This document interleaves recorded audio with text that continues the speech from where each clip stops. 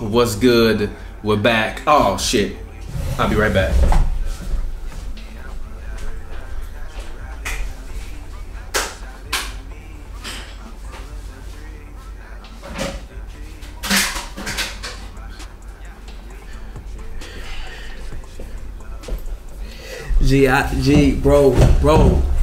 Bro. I'm gonna tell you the funniest shit right now, though, bro. Dame. Yo, wait, real quick. Sweep flow. Yeah, they gotta go.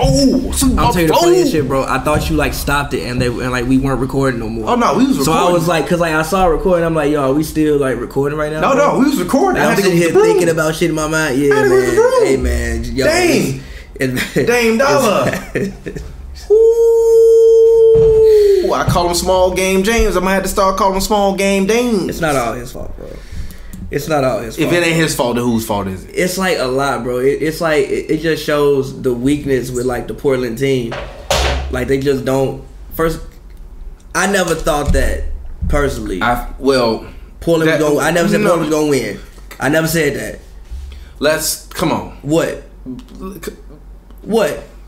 Come on. What's up? You have the tweet. Let's see what your tweet says that everybody's been retweeted. It says, I need the on May 12th. Yeah. I need the Blazers to win so Dame can embarrass Steph a couple times at Oracle before it closes down. It did not happen. Dame has gotten embarrassed. Dame got embarrassed at the Motor Center. Is that what they? Is that what they place still called the Motor Center? Motor Center. The whatever Center. Motor Center. Man, look. They be getting their ass it's not all, beat. But hold on, wait a minute. It's Hoops and Brews. Let's go ahead and let's intro. It's your boy TPJ. Find me on Twitter, Instagram, Real TPJ. This is Hoops and Brews, where we drink beer and we talk basketball. And as always, don't drink and drive. If you are under the age of 21 in America, under the age of 18 in Canada, you better not be fucking drinking. Don't do it. It's wrong. And as always, this show co-stars rapper extraordinaire Pavy. Go ahead, get your plug. As always, man, make sure y'all follow me on Twitter at Pavy World. That's Pavy World, all one word. Instagram is the same. Make sure y'all go check out my new single, Love For You. It's out right now. Sorry, I had to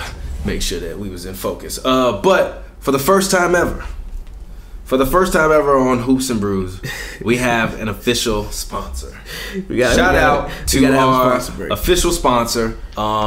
Today's episode of Hoops and Brews is brought to you by the app called Yamble. Yamble is a brand new sports prediction app that lets you predict what will happen on the next play or the next few minutes of a game. Place your takes on the game and rack up points as they play out. The highest scores get paid out in real cash every game. It's like HQ Trivia, 100% free to download. It's super free to download, and the payouts go for each game that you place your takes on. And all you have to do is just search Yamble on the App Store or in Google Play. And they have games running during the playoffs. I actually been playing it. I haven't placed in the top 10 yet because my take's been trash so far. No, it's actually super fun. I was playing it during the Blazers Warriors. I think it was game 2, and it was like I was playing. I think I bet money on like Evan turned a jump shot, and like the man made a jump shot like immediately. Yeah, it's fun. So it's fun. It's fun. It's super fun. And like it also makes you like kind of like pay a little bit more attention to the game as well, because you really want to see, So yeah, like he said, it's like fantasy sports, but if you right, then at the end of the day, if you at the top of the leaderboard, you wind up walking away with a little bit of cash. You can find them on the Android app, as well as on iOS. Just search them. Yamble. That's YAMBLE. So back to the takes. Go ahead, get your Blazers takes off. For one, Dame is not having at all the best series. Not at all. But the only game I was like mad at them was like game 3, because it's like okay. So game 1 we got coaching issues. You like Terry Scott. So what are you doing? Like. Why you get fired after But look, series. it's like Terry Scott. Why are you dropping the man back? Stops. What are you doing? Why are you dropping the man back in coverage? Things like that, right? Game 2, I thought Looney came in at the beginning of the second half and was like Looney this whole playoff run. I cannot say enough about Kevon Looney. This entire playoff run, bro. Looney Tunes. Like shout out to the Looney Tunes. Y'all see y'all out there. He came in, I think, at the beginning of the second half, and they kind of got beat up on the boards, and they begin beat up on the boards pretty much. Looney only got 3 rebounds. I'm talking about this game, but go ahead. Go ahead. But like Portland began beat up on the boards, kind of all playoffs. I mean, I think the Denver series, I think they had like 16 offensive rebounds in like one half or something crazy like that. So they've been kind of getting beat up, and Looney went, talking about game 2, Looney went, grabbed a rebound, kicked it back out to Steph, and that's kind of what like kicked off the lead. Well, the run they went on, and then I thought down the stretch, there was a couple, like when Dame tried to go for the foul.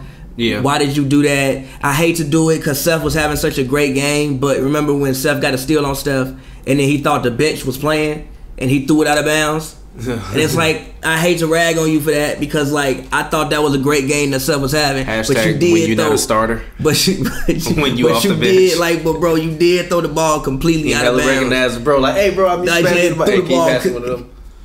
And threw the ball completely out of bounds. So I thought down the stretch in game 2 there was just a lot of like, they missed some shots, like CJ missed the 3, like sometimes you just miss shots, but I wasn't really mad at their performance. In game 3 I was disappointed. You can't like. I mean, they did well in the first half. Yes, but that second half, bro. Like, if you lose, you lose. Like, whatever. If you lose, you lose. But don't go out like that. That wasn't the way we should go out. Like in any of the other games, I didn't question, how hard are you guys playing? Like, there's no reason that Draymond should be the first person up court every time after made baskets. How is that happening? He ain't prime D Rose fast. Yeah, I mean, look, yeah, but he's a good ball handler. So if he pushes the pace, I feel he's not a slow player. That's cool, but at the same time, bro, every time I saw it happen like 3, 4 times after made baskets. How is that happening? True. And also, I don't think that even Dame, Dame was late on at least in the first quarter. 4 screens. Now I understand that Looney is a great screener. That's one I've been tweeting that by like the past 3-4 days. Looney's a great. I think the Warriors also have some. You were standing up here screaming that that was a moving screen. That one was. But look, regardless, if they don't call it, they don't call it. This man Steph is averaging 36.5 in this series, and they just don't have. And they don't. I'm sorry. 36.3 this series, shooting 42% from the 3. 48% from the field and 96% from the free throw line. And they just like they don't have nobody to guard that man. Like the bigs can't do the work.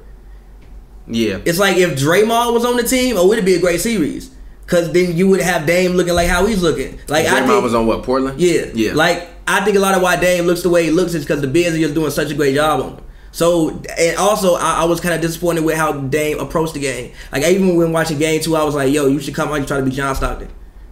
At like a certain like point in time, you got to take what they giving you, and I felt like tonight he really forced it. I mean, I understand why it's game 3, but I think he forced it a little bit too much. He just got outplayed by a superior player in this series, and when you getting outplayed by a superior player, after you coming off of these improbable wins in these series that they are coming off of, especially after what happened last year, what happened to Nurkic, it's a lot of pressure. And I told you many a times when we was watching these games, I'm like, yo, Dame don't look like. I'm like, yo, Dame looks scared. Dame like a deer in headlights. I say he looks scared. I'm not. Scared is not the word I'm gonna use. That's not the word I'm gonna use. I just think that he really gets strapped up. Like this is a great defensive performance by Draymond. I don't want to hear that though. That's bullshit. Because Draymond Green shouldn't be able to strap up Dame Lillard. He's not guarding the man every possession. But still, bro, like if I'm coming off screens, I need screens. Like look again, but also this goes back to. I'm sorry, you have to be better. The man was 3 or 14 at one point in time in the game. He had 13 points. I thought today he played. C.J. McCollum. Today was bad. C.J. McCollum has been the number one option to me this entire playoffs. When you needed a go-to bucket, I'm going to C.J. other than Dame and then Russ, obviously. But in a series in which Dame has faced tough defenders, which he didn't really face versus Oklahoma City. He faced it against Denver. He faced it against Denver. Torrey Craig was a lot tougher on him on defense than I thought it would be, which is why Dame wound up averaging a little bit over 25 in that series. And CJ averaged a little bit over 25 in that series because they was actually playing good defense on them. But we talking about this Warriors team. Should nobody on the Warriors be able to defend Dame other than That's Iggy? Not true. Other than Iggy, bro, man to man, no one should be able to defend Dame. That's not true. No, I'm sorry. Because you know what? Because Draymond can't defend Kyrie. And if Draymond can't defend Kyrie, and Kyrie ain't got the range Dame got, then Dame should be out there going Kyrie 3 or 14. No, hold on. But Kyrie is a better one-on-one player than what Dame is.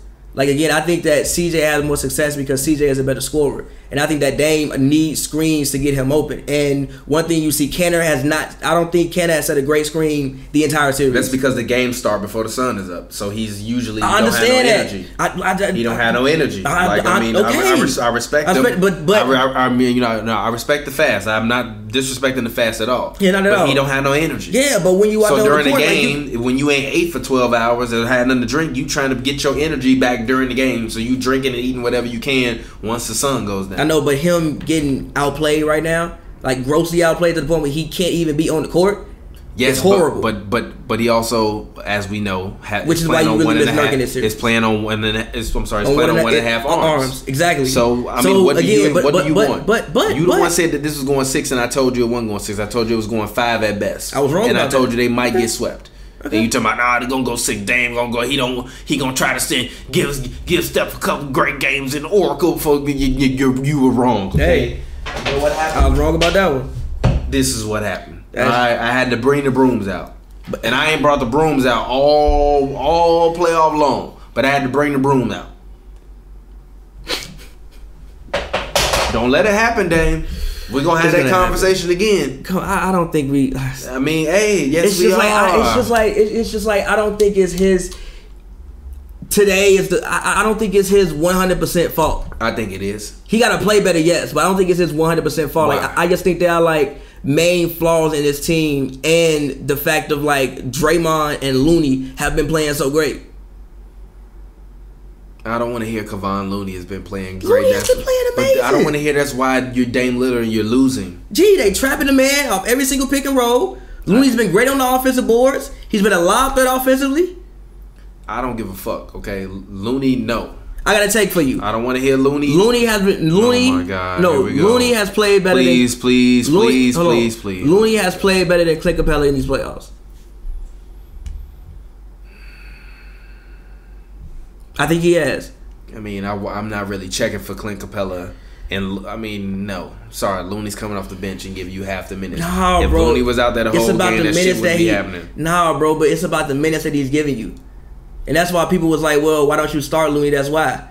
Also, in this series versus the Warriors, Dame Lillard is averaging 20.3 points per game, 4.7 turnovers. The turnovers is bad. 86.9% from the free throw line, 38.3% from the 3-point line, shooting 32% from the field. 32.9% from the field in 40 minutes a game.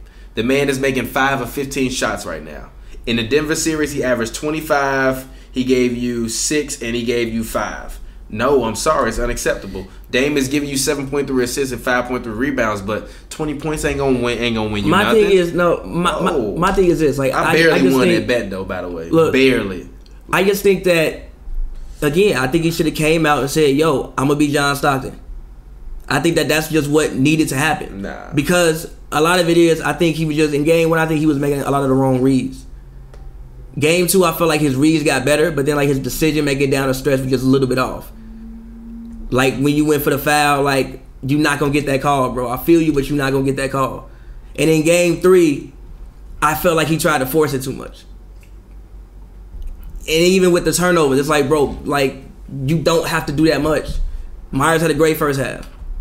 Okay, so can I ask you a question? What's up? And I need your honest opinion. But I need you to not lie. What's up? I need you to be honest. What's up? Who's the best point guard in the NBA? Like, look, bro. I'ma still say a hater. No. Look. You say KYRIE. Look, I'm finna get up and walk off this show. But again, I just think the Bucks play. I think the Bucks have played incredible. I just think the Bucks are an incredible team. The name of this episode is KYRIE is still the best point guard. I just think the Bucks are like, bro, even look what they doing to Kawhi. The man had 2 points in the 4th. That's Kawhi. Nah, I don't want to hear that. Nah, he's still been averaging 30. No. KYRIE was still giving you what, 22? No. I even wait. No. KYRIE was terrible. I even looked it up yesterday. KYRIE has the highest assist percentage in the playoffs. Fuck them assist percentage. What you mean? What do we look for him to do? For me, everything. Not just score. For me, everything. I ain't say he was the best point guard in the league because he was the best scorer. I literally meant all around point guard in the league. I just think the Bucks are incredible. He didn't hit a shot, bro. Who? KYRIE. I think the Bucks are incredible. That was a bad game, but I think the Bucks are incredible. They lost 4-1. They won one game and didn't win another. Gee. But again. But you telling me he better. But you telling me he better. No. Kevin Durant went out and they ain't lost a game. I understand that. But hold on. Kevin Durant I understand that. went out with a calf injury. I understand that. He might not come back. I understand that. They have not lost. I understand that. Do you hear what I said? I feel you. They have not lost. I understand. They have not lost. I feel you. Since Kyrie Irving won a basketball game, the Milwaukee Bucks have not lost. I feel you. I feel you. But also, I think Draymond Green has played incredibly well. Yes, he has. But what do you expect from him? For him to play good? I didn't expect him to play like this. This is some of the best basketball I've seen a man play, period. Good. He was out of shape. He's been hurt. He's healthy and he's in shape. Yeah. What do you expect from him? For him to be healthy and in shape.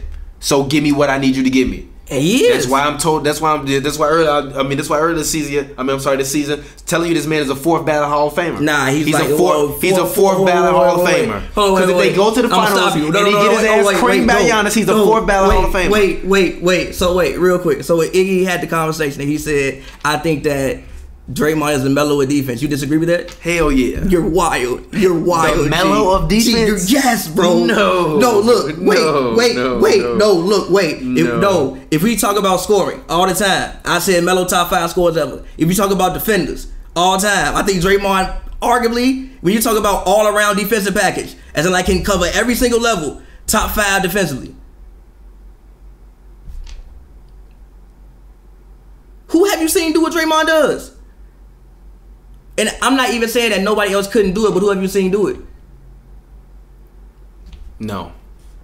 He can guard guards. He's great on help defense. His hands are great. I can say the same shit about Bruce Bowen. No, you can't. Yes, I can. No, you can't. Yes, I can. No, you can't. He ain't blocking shots and defending people in the flame. So what the fuck? That's half the damn defense. No, it ain't. Cause Bruce Bowen like a 5-time All-NBA defender. So what you talking about? Is Draymond 5-time All-NBA defense? What did you just say? No, can I ask you a question? No, answer the question. Is Draymond 5-time All-NBA defense? I don't know how many times he's So no, he ain't top 5 already. You disrespectful, and everybody else who say that disrespectful as hell. No, G. No. Draymond is disrespectful as hell to Melo. Draymond is he ain't 4-time All Defense. He ain't 5-time. 4-time All Defensive, Steel Champ, 3-time All Star, Defensive Player of the Year, and 2-time All NBA. Yes. Nah. No.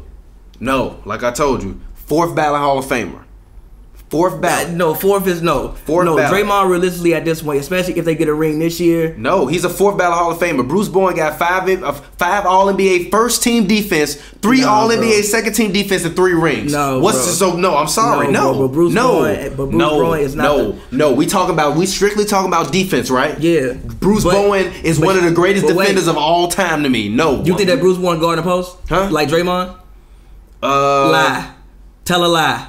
You about to tell a lie. Well, tell a lie. It depends. No, it doesn't. It depends, bro. Can night to night, no, he not doing that. But Bruce Bowen can do it night to night. Bruce Bowen is not as big of a player as Draymond. But that's half of the Draymond's a fat player. That's Everybody half of the he's thing. fat. Exactly. That's half of the thing. So of course you can guard bigger players. Wait, look, he can get out and guard guards. Bruce Bowen, he can fucking guard somebody. He don't have it. He can get out and guard guards. He can play in the post. He gets you blocks. He gets you steals. He gets you offensive rebounds. He gets you defensive rebounds. Like I said, no, he ain't not top 5. The same way that Melo can get you a bucket any way you want it. So top 5 all-time defense. Go ahead, name them. Rodman, Pippen,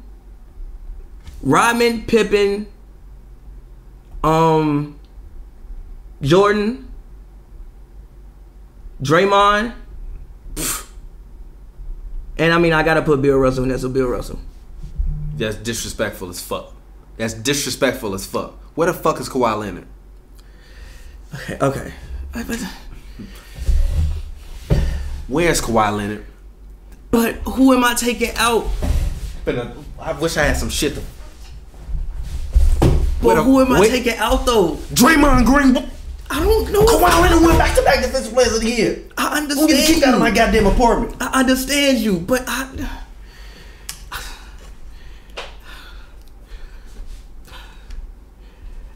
know. I don't know. Because Draymond can still go out there and get you 10 rebounds tonight. That's defense. And you're not putting Kawhi on like Anthony Davis. I don't know. I don't want to take him out for that. I could put him 6, but I don't want to take him out for that. I don't. You really annoying me, bro. How? Fuck out of here. How? One guy got 2 fucking defensive player in a row. But look, do you always think that award symbolizes who's actually the best defender in the league? Yes. I don't. Because I think, like, for instance, the year It's a bunch of noodle neck motherfuckers like us that sit in the press rooms and get on Twitter that vote on that shit. It ain't the players that vote on it. So, yes, I believe in the award. So, get the fuck out of here. Stop that. No. Here's why. Because the year Marc Gasol won in 2012, I think LeBron was the best defender in the league, but he didn't win. You do. But the rest of the pundits, like But that don't fucking mean that on the court basketball, the man is literally the best in the league that year. It just doesn't. No. Do you think the best player in the league always gets the MVP? Then none of the NBA awards mean anything. That don't even make sense. No. You want to know why? Also don't make sense. You want to know why? Because people like us pick who is the MVP. But that's why. That's fucking why.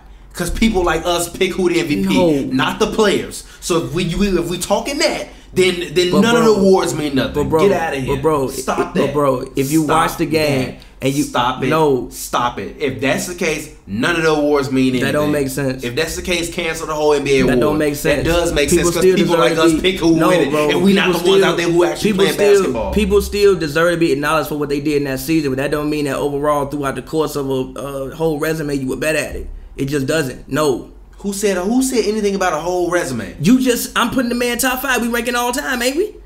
That's about your whole resume, your whole package, and your whole skills. His what you can do. Whole resume ain't better than Kawhi's whole resume. That's the point. But what about the skills? Kawhi. I think that Draymond is an overall better defender than Kawhi. Overall, I understand Kawhi got the awards. I think overall he's a better defender. He can help. He can rebound. He can guard. He can switch out. Especially with the way you playing defense. You gotta think that's in fucking San Antonio. That's a great defensive team. You also had Tim Duncan back there.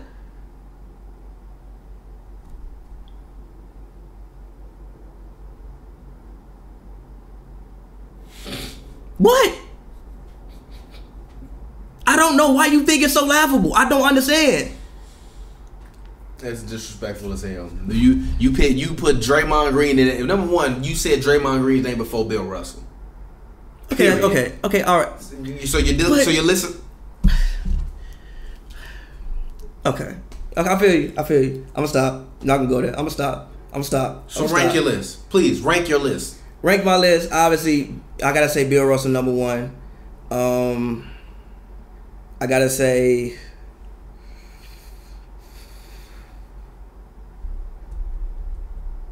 Scotty number 2. Then I gotta go Draymond. Then who was I said Scotty.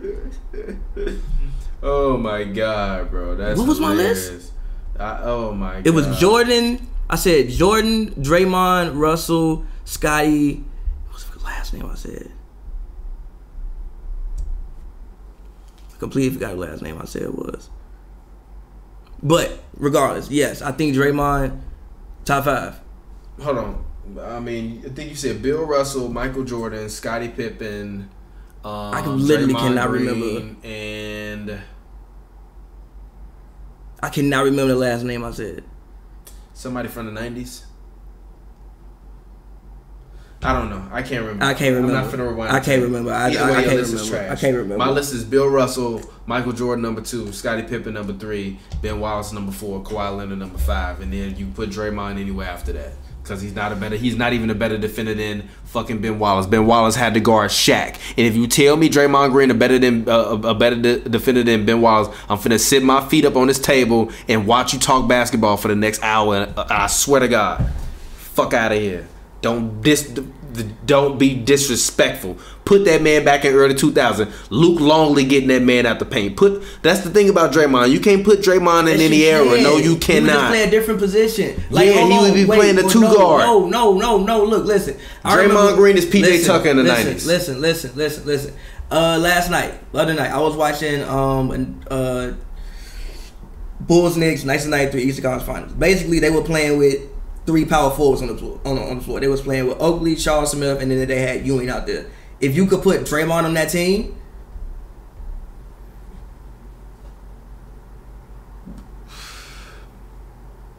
Put Draymond out there instead of Oak. Who gonna shoot the ball? I mean, Oakley was shooting the ball, so Draymond would shoot the ball. We talking about if you put it back in the 90s. You said that he can't play in any era. Oakley would shoot. He was. Oakley, no, hold on, wait. No. Again, I watched the game. I saw Oakley up there basically pulling. I'm saying he a better shooter than Draymond. Draymond can't shoot. I don't think Oakley's a better shooter. The joke is he shoot like he got a backpack on. He's a better shooter than Draymond. I don't think Oakley's a better backpack shooter. No. I don't think. No, Draymond is a backpack shooter. No, stop that. Stop that. Draymond shoot like me. Stop that. And even bro. Oakley was out there shooting. He was 48 from the field, but from three, I didn't take many threes back then, so you can't really quantify that. But no, bro. Like no, bro, to you. No. Stop. Why you always got to be disrespectful? I'm not being disrespectful, but look, how you leave Kawhi out, G? But listen, you just said Draymond can't play Actually, sorry. Kobe over Draymond defensively. Ooh, like just no. Yes, Kobe over Draymond defensively. How? Yeah. Kobe over Draymond defensively. Kobe over Draymond defensively. How? Why? Huh? Tell me why. Give me basketball. Because if I need to stop for my life, give me Kobe. What? Not, you sure? Yeah. What do you need that stop at though? Anywhere. The man Powell wrote a goddamn Players Tribune article talking about why Giannis need to be the MVP of the league, and the man literally said, "I played Kobe," and then he said, "I'll hold that story and let y'all think about it." And he said, "Never mind. You know who won? You know who fucking won? It wasn't Pau Gasol. Goddamn it! It was Kobe being Bryant." Yes, and Powell said that the Kobe insisted that the entire game be played in the post, and Kobe won against Powell. Yeah. Powell Hall of Famer. Yes, but look. But hold on. It's Powell Hall of Famer. Look, listen, but wait. No. Wait. Not happening. Wait, but can I ask you something that very well might have happened? What if Powell got the ball, missed, and then got mixed for 11 straight points? The entire game had to be played in the post. Yeah. Meaning Powell had to guard Kobe in the post. But Kobe had to guard Powell in the post. But listen. I'm saying that when you like Kobe is a much better player than Pau Gasol. Stop it. Kobe's offense is way better. Powell said he didn't have his legs under him. Stop that. Listen. Kobe's offense is miles above what Powell's defense is. Miles. Then I feel Gasol's post offense is about around the same as Kobe's post defense. If we talking about how great they are. Could Draymond defend Powell if they was playing nowadays? He'd be fine. He defends Anthony Davis. Powell? Yeah, he'd be fine. He'd be perfectly fine. I saw KG get that man fixed. Prime Powell was more effective than Anthony Davis. I didn't say better. I said more effective. Effectiveness and better player are two different things. I don't know if that's necessarily. No, because you're one of the main people that talk about how AD might not be worth all of them wins. But hold on. Am I wrong? But hold on. Don't you quantify how great a player is by how far they take their team? I'm pretty sure that AD took the Pelicans further than what bro took. Powell got 2 fucking rings. Yes, but that's playing with Kobe. Like that don't no. AD not playing with Kobe. If he played with Kobe, Kobe might have smacked AD. Come on, G. So Kobe and AD ain't getting you like fucking 4 rings, G. No. Wait. No. Kobe, because they the same player except for one can't shoot. How they the same player? Huh? They not the same player? They the same player. One 6'11" and the other is 6'6". They don't play anything alike. No. Mentality wise, they the same player. It's not gonna work. They gonna both need the ball a ton of the time. AD not gonna want to acquiesce to Kobe's every goddamn demand, and then Kobe gonna wind up smacking AD in practice, and AD gonna want to get traded from the Lakers. That's what's gonna happen. But look. The man Kobe said Shaq came in, and I knew he was wanted to fight me, but I was ready. Do you know how crazy you got to be to know that Shaquille O'Neal is coming to practice to fight you, and you said, and I was ready. I was ready. That he did say that. Come on, G. No, it's a different level, G. It's a different level. I'm sorry, but AD got punked by Draymond. No, not happening. Kobe ain't getting punked by Draymond. But look. No. But look, bro, let's go. Draymond can't play in any area. Okay, so Draymond stopping Shaq? No, but who is stopping Shaq? Whoever stopped Shaq. No. But if he gonna be a dominant, whoever stopped Prime Shaq. No. But if he gonna be dominant in any era, question. Do you think anybody on your list can stop Prime Shaq? Prime Shaq. Anybody that you name on your list? Prime Shaq, lie to yourself. Yeah, that's not Prime Shaq. I saw Ben Wallace do it. That was not Prime Shaq. I saw Ben Wallace do it. That was not Prime Shaq. No, it wasn't. Yes, it was. That was not Prime Shaq. Yes, it was, because he won a ring 2 years after that. No. What? Shaq. He went in his prime when he won that fucking ring. He was out of his prime then, but I said 2 years after that. That's not prime Shaq. G, they won 3 in a row. G, prime Bro, G. that's like Ben Wallace stopped in 2000, Shaq G.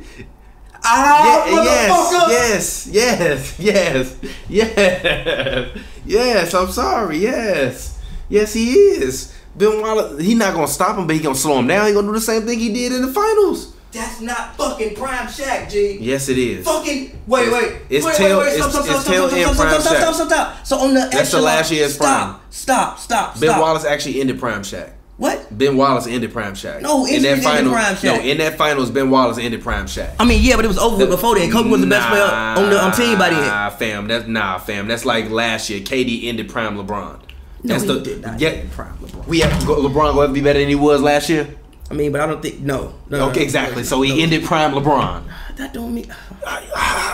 Yeah, it hurts. It hurts, doesn't it? It hurts, but it's the truth. The truth hurts. But listen, but listen, bro. The truth hurts. No. The truth hurts like a motherfucker. No, stop.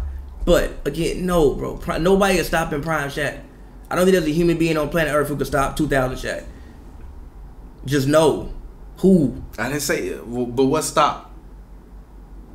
What does Shaq got to average? Ben Wallace and Bill Russell Bill Russell gonna get his ass dunked on by Shaq. Come on, G. Bill Russell definitely getting his ass dunked on by Shaq. Who? Huh? Like who?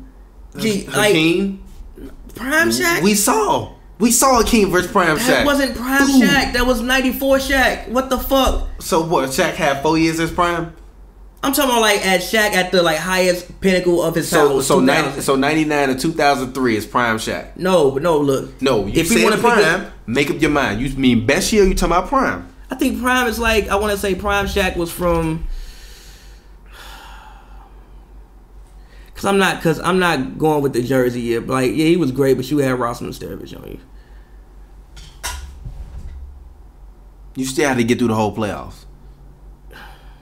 Okay.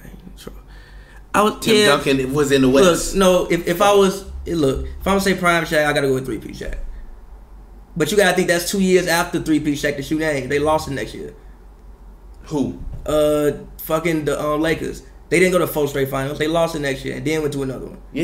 Yeah, so I think he's out his prime by then. That was the last of prime Shaq to me. I mean, no, but I think he was already out. I disagree with that. I'm sorry, because you can't tell me that 2 years later you win a title averaging 20 and 10 and you're not still at the tail end of your prime or at least out of your prime. No. I'm sorry, but no, I'm not gonna buy. That's not an excuse to me. I love Dwayne Wade. Dwayne Wade is my favorite player of all time. I watched all of them goddamn Miami Heat, Shaq and Dwayne Wade years. Shaq was still Shaq. No, he wasn't. He wasn't 2000 Shaq, bro. He wasn't. Of course he wasn't. He was old as hell. Yeah, so that's the like fucking prime. No, that's like early when we was having that. The prime. No. That's what we talking about. No. Cause literally, we was having that argument. We was hanging out with Eli. Shout out to Eli, Coach Horowitz 13 on Twitter. I believe that's his Twitter name. He was hanging out with us watching the Warriors versus Blazers game 3, and we was having that argument about LeBron and about primes and all. And I'm telling you, KD should come back for the finals, and you like, well, LeBron wouldn't. I'm like, LeBron 4 years older than him. Of course, if Shaq fucking 34 and he still give you 20 and 10, come on, but that's man. Not what we was talking about. That's not what we was talking about. I was saying that I don't think anybody can come back off an injury and then play immediately like they played before they went out. It's gonna take you some time. Yeah, but that don't mean you out of your prime. What are you talking about? How do we get to prime? Because Shaq was hurt during them years. That's why but you telling me he was out of his prime because he was hurt. No, I think he was I think he was because he was declining already. But he was also hurt. So like I said, if I told you that LeBron was out of his prime because he was hurt this year, you would be like, nah, LeBron ain't out of his prime. Yeah, he still was doing this and he was just hurt. Same shit. No, I don't think LeBron was So LeBron out of his prime? I don't. And yes or no? Is LeBron out of his prime? I don't think. Listen. No. Yes listen, or no? No. Listen. No. Don't call please. Yes or no? Is LeBron out of his prime? Listen. Listen is not yes or no. Yes or no, is LeBron James out of his prime? No, because no.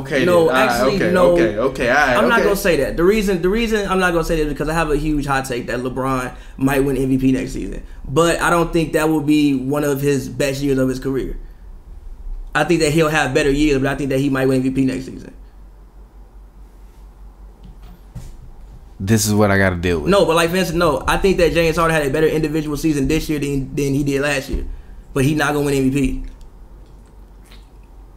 He's just not gonna win this. It's not gonna happen. He didn't have a better season. Yes, he averaged 36 fucking points. They were the fifth seed. They were the fifth seed. I said that has nothing to do with his individual season. No, it's not a Half the season. motherfucking teammates. Giannis is gonna win MVP and Defensive Player of the Year. James Harden can't say he did that, bro. So you really how you gonna rationalize that? No, listen. Actually, I'm sorry. Giannis better defender than Draymond, especially after he gets his Defensive Player of the Year award already. Giannis a better player than Draymond. Draymond like 8th all time on the Defensive Player of the Year rankings. I mean, Defensive Player all time. He might even be lower than that because I'm sure some older people that's in their 40s and 50s that's gonna be like Moses Malone and start naming random motherfuckers we ain't never really been able to watch like that. When you look at what all of defense entails here today, like defense entails, I think Draymond is a top 5 defender. There's no level of defense that Draymond doesn't cover, especially when you ask players to do what they're asked to do today. No, sorry, but no. Draymond can do literally everything well on the defensive end. Giannis can do it all better. But I don't think Giannis is about to tie him right now in terms of awards. But I don't think Giannis's IQ is as high as Draymond is right now. Now look, real quick. When it's when it's all said and done, yes, I think Giannis has GOAT type potential. So when it's all said and done, I'll agree with you. But right now, I'm not gonna go there with you. In 2-3 years, I'll probably fully be there with you. But right now, no. No, Giannis already better than him. Well, look, Giannis ain't got the accolades, so I'm not going. No, listen. Listen. He doesn't have the accolades. I'm not going there yet. He doesn't have the accolades. I can't go there yet. He doesn't have the accolades. So I can't go there yet with but you. Also, I'm one of those people where if I know you better right now, I don't need to wait 4 years from now to say you better. I still gotta see it. Giannis is not finna fall off. But again, I want to see it for more years. And if Giannis fall off, that means he averaging 35, and there's nothing anybody can do about it. And I don't give a damn if you playing the defense if you averaging 35. I mean, but doing the shit he doing. I mean, yeah, but if we talk about defense, that's no. Yes, Giannis already. And I'm not going there with you yet. Yes, sorry. I'm not going there with you yet. I'll probably be there with you in like 2 years. But all right, but whatever. Speaking of Giannis, let's go ahead and let's talk about the Greek Freak and company's destruction of the Toronto Raptors in game game 2. That was bad. It wasn't like it was bad at the end. It was bad the whole way game. Through. It was bad. It was bad. No. That shit was bad from when that shit first opened up. Yeah, it was bad. Like when I was like, yeah, they need to post Marcus Gasol. They post Marcus Gasol, and Giannis sent that shit to the. I was like, ooh, okay. And then Ersan Ilyasova was. I think Ersan and Giannis were the best players on the court in that first half. Yeah, I think Ersan was the second best player on the court for the whole game. I agree. Nico also played great again. Can you give me my credit for my Nico take? I told you they were gonna start him, and I told you he was gonna go out there and he was gonna ball. And my man's Nico has been balling. You talk about the Bucks all year. Look. I've been telling you, man. Look, I said this. I wasn't watching extreme amount of Bucks games. The Bucks weren't a team that I would just put on. So I wasn't watching as much Bucks basketball last year, and I was still holding out belief in Boston foolishly. And Harden foolishly. No, with the Harden foolishly. The Harden thing is, but that's why I'm so disappointed with the Rockets. Like I think that some of the other teams didn't have enough, or maybe I underestimated how good a team was. There's no reason that the Rockets should have lost that series when what happened. You overestimated how good they were, because their mental resolve is part of how good they were. Pavy's not drinking on HoopsNBrews. This man that gone vegan. He's like, I won't be consuming alcohol anymore. We're gonna have to change this name to kombucha and brews. I'm gonna change this shit to kombucha and brews. But what happened with the Bucks is what I told everybody all season long that was gonna happen with the Bucks. I said all season long I didn't believe in Kawhi. I don't believe in KYRIE. I was praying that my son Ben Simmons was gonna come in the playoffs and do his thing. He stunk it up. But all year long I've been telling y'all that Giannis is coming. Question. Do you really think this Kawhi fault, bro? Yeah. You think this is his fault? Yeah. I don't. Well, you know what? No. I'm not. Well, you know what? I don't think they don't have enough, bro. No, well, you know what? No. Well, you know what? They don't have enough. No. His fault. No. I don't think it's his fault, but I do think that he lost them game 1. That's fair. I think in those last 3 minutes, they had the opportunity to steal that game. And even if they would have got blown out of game 2, they could have said, well, we split it anyways. We just try to get 1, whatever. You go back to Toronto, you're down 0-2. And Nick Nurse talking about, I'm not worried about it. We gonna win. No, you are worried about it. I see you on the sidelines with your hands on your head, but also bending down, looking, screaming at the refs, pleading, and also again, not doing your job correctly. But again, but you want to know the crazy part, real quick. People, I'm gonna just say this about Nick Nurse. People love to criticize Steve Kerr and say, "Oh, he's a terrible coach. Oh, his rotations are blah blah blah blah blah." Woo woo. Warriors fans always in our mentions. Steve Kerr should have did this. Steve Kerr should have did that. Yeah, I hate that. Has Steve Kerr lost since Kevin Durant got hurt? No. Exactly. Stop it. But no. Wait, look, Nick Nurse is not good at making adjustments. Go ahead. Listen. I'm done. This is when we talk about playoffs, and we able to talk about coaches being able to get you one. Yeah. I don't think that, honestly, besides Doc Rivers, I don't think I can ever say Steve Kerr got outcoached in this playoffs. Yeah, and Doc outcoached him because that's all he had. Yeah, like that's the but there are certain situations. For instance, Nick Nurse. There are certain situations. I think he's getting completely outcoached right now. Yeah, I mean, but Pop system. But again, I think he's getting outcoached. Like there are certain situations where it's like, yo, I think y'all getting outplayed.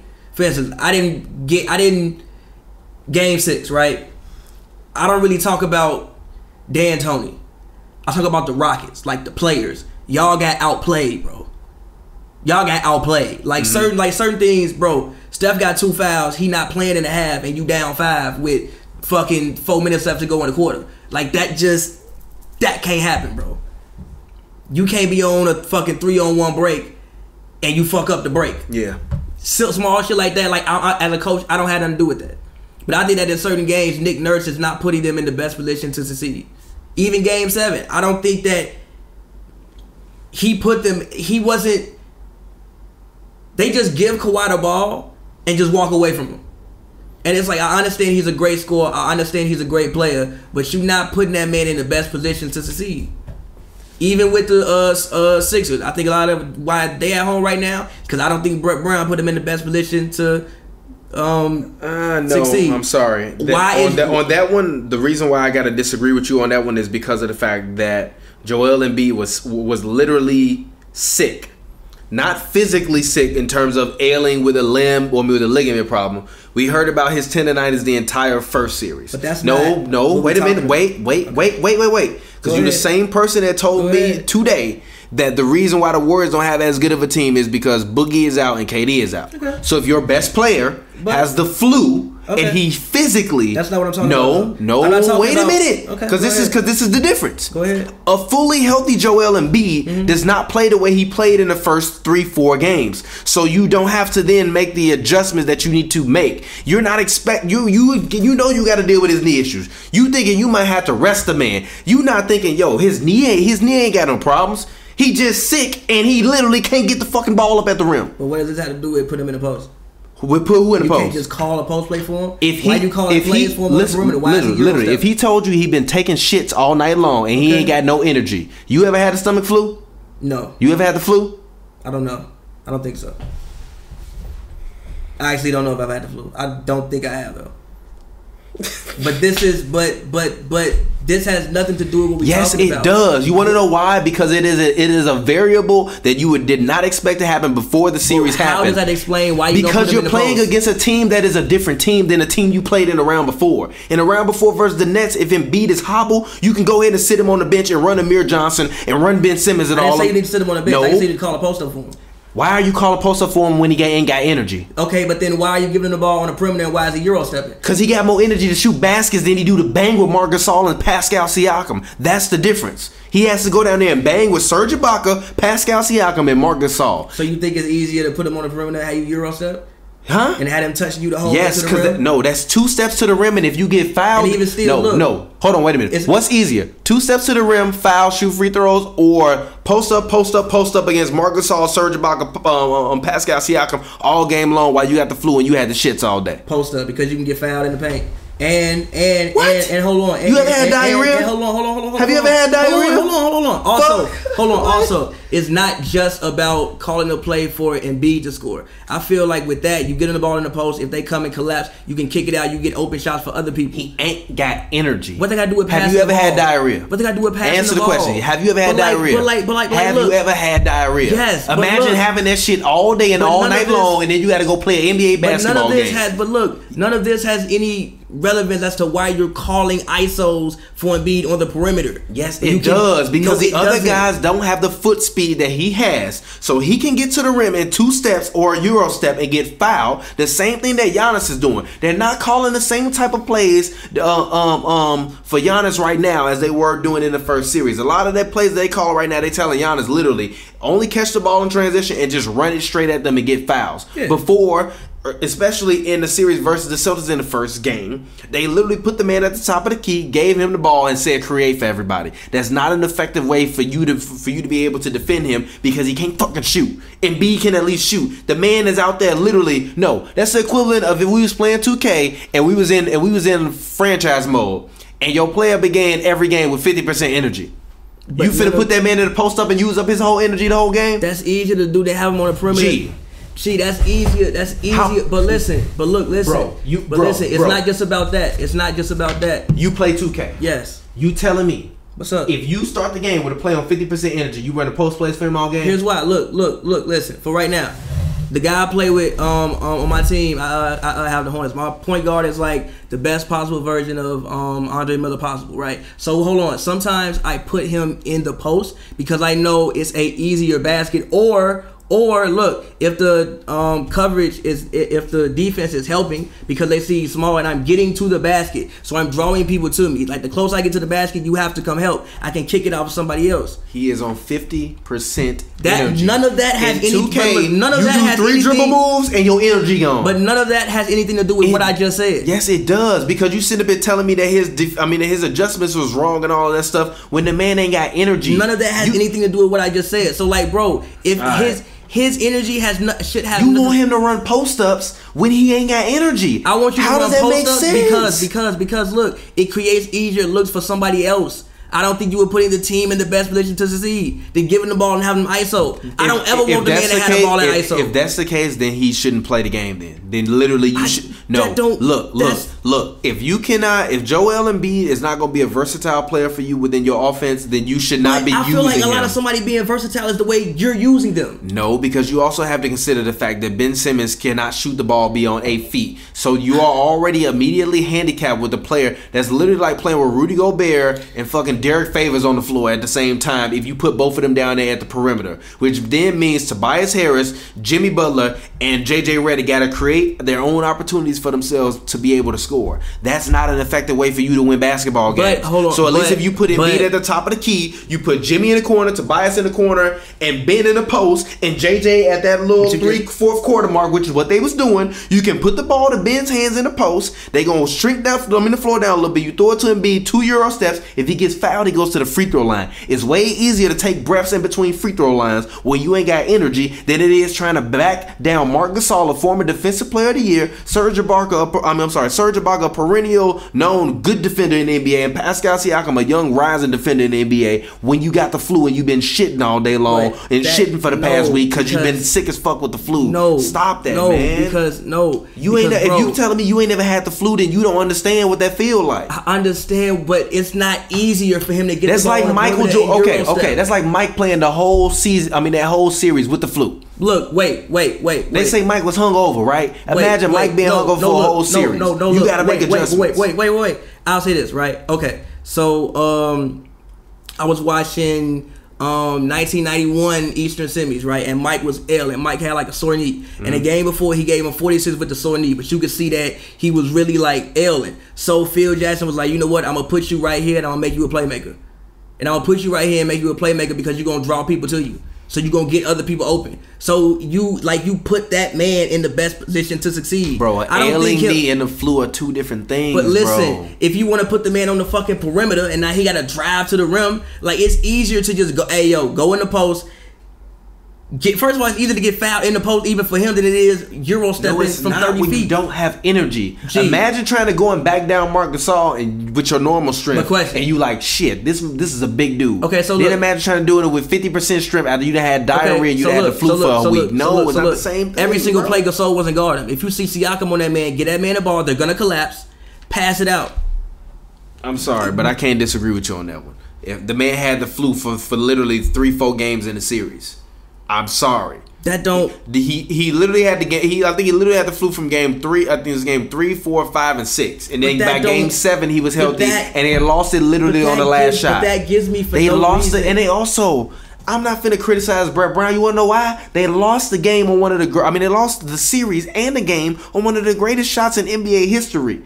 On 4 bounces off the rim. People writing conspiracy theory articles talking about the NBA put magnets in the basketball on that Kawhi shot. But you sitting up here blaming the Brett Brown. But that don't have nothing to do with like decisions that you made as a coach. No, it doesn't. Because you want to know why? Because if that was the case, they would have lost earlier. He obviously had to make adjustments game by game in order for you to get to 7 games. I just look. Especially when you don't have home court advantage. I disagree with that. But look, listen. I wasn't saying the entire series he coached a bad series. I'm saying that in certain games I don't think he put them in the best position to I blame Ben Simmons more for Philadelphia losing than anybody. I blame everybody.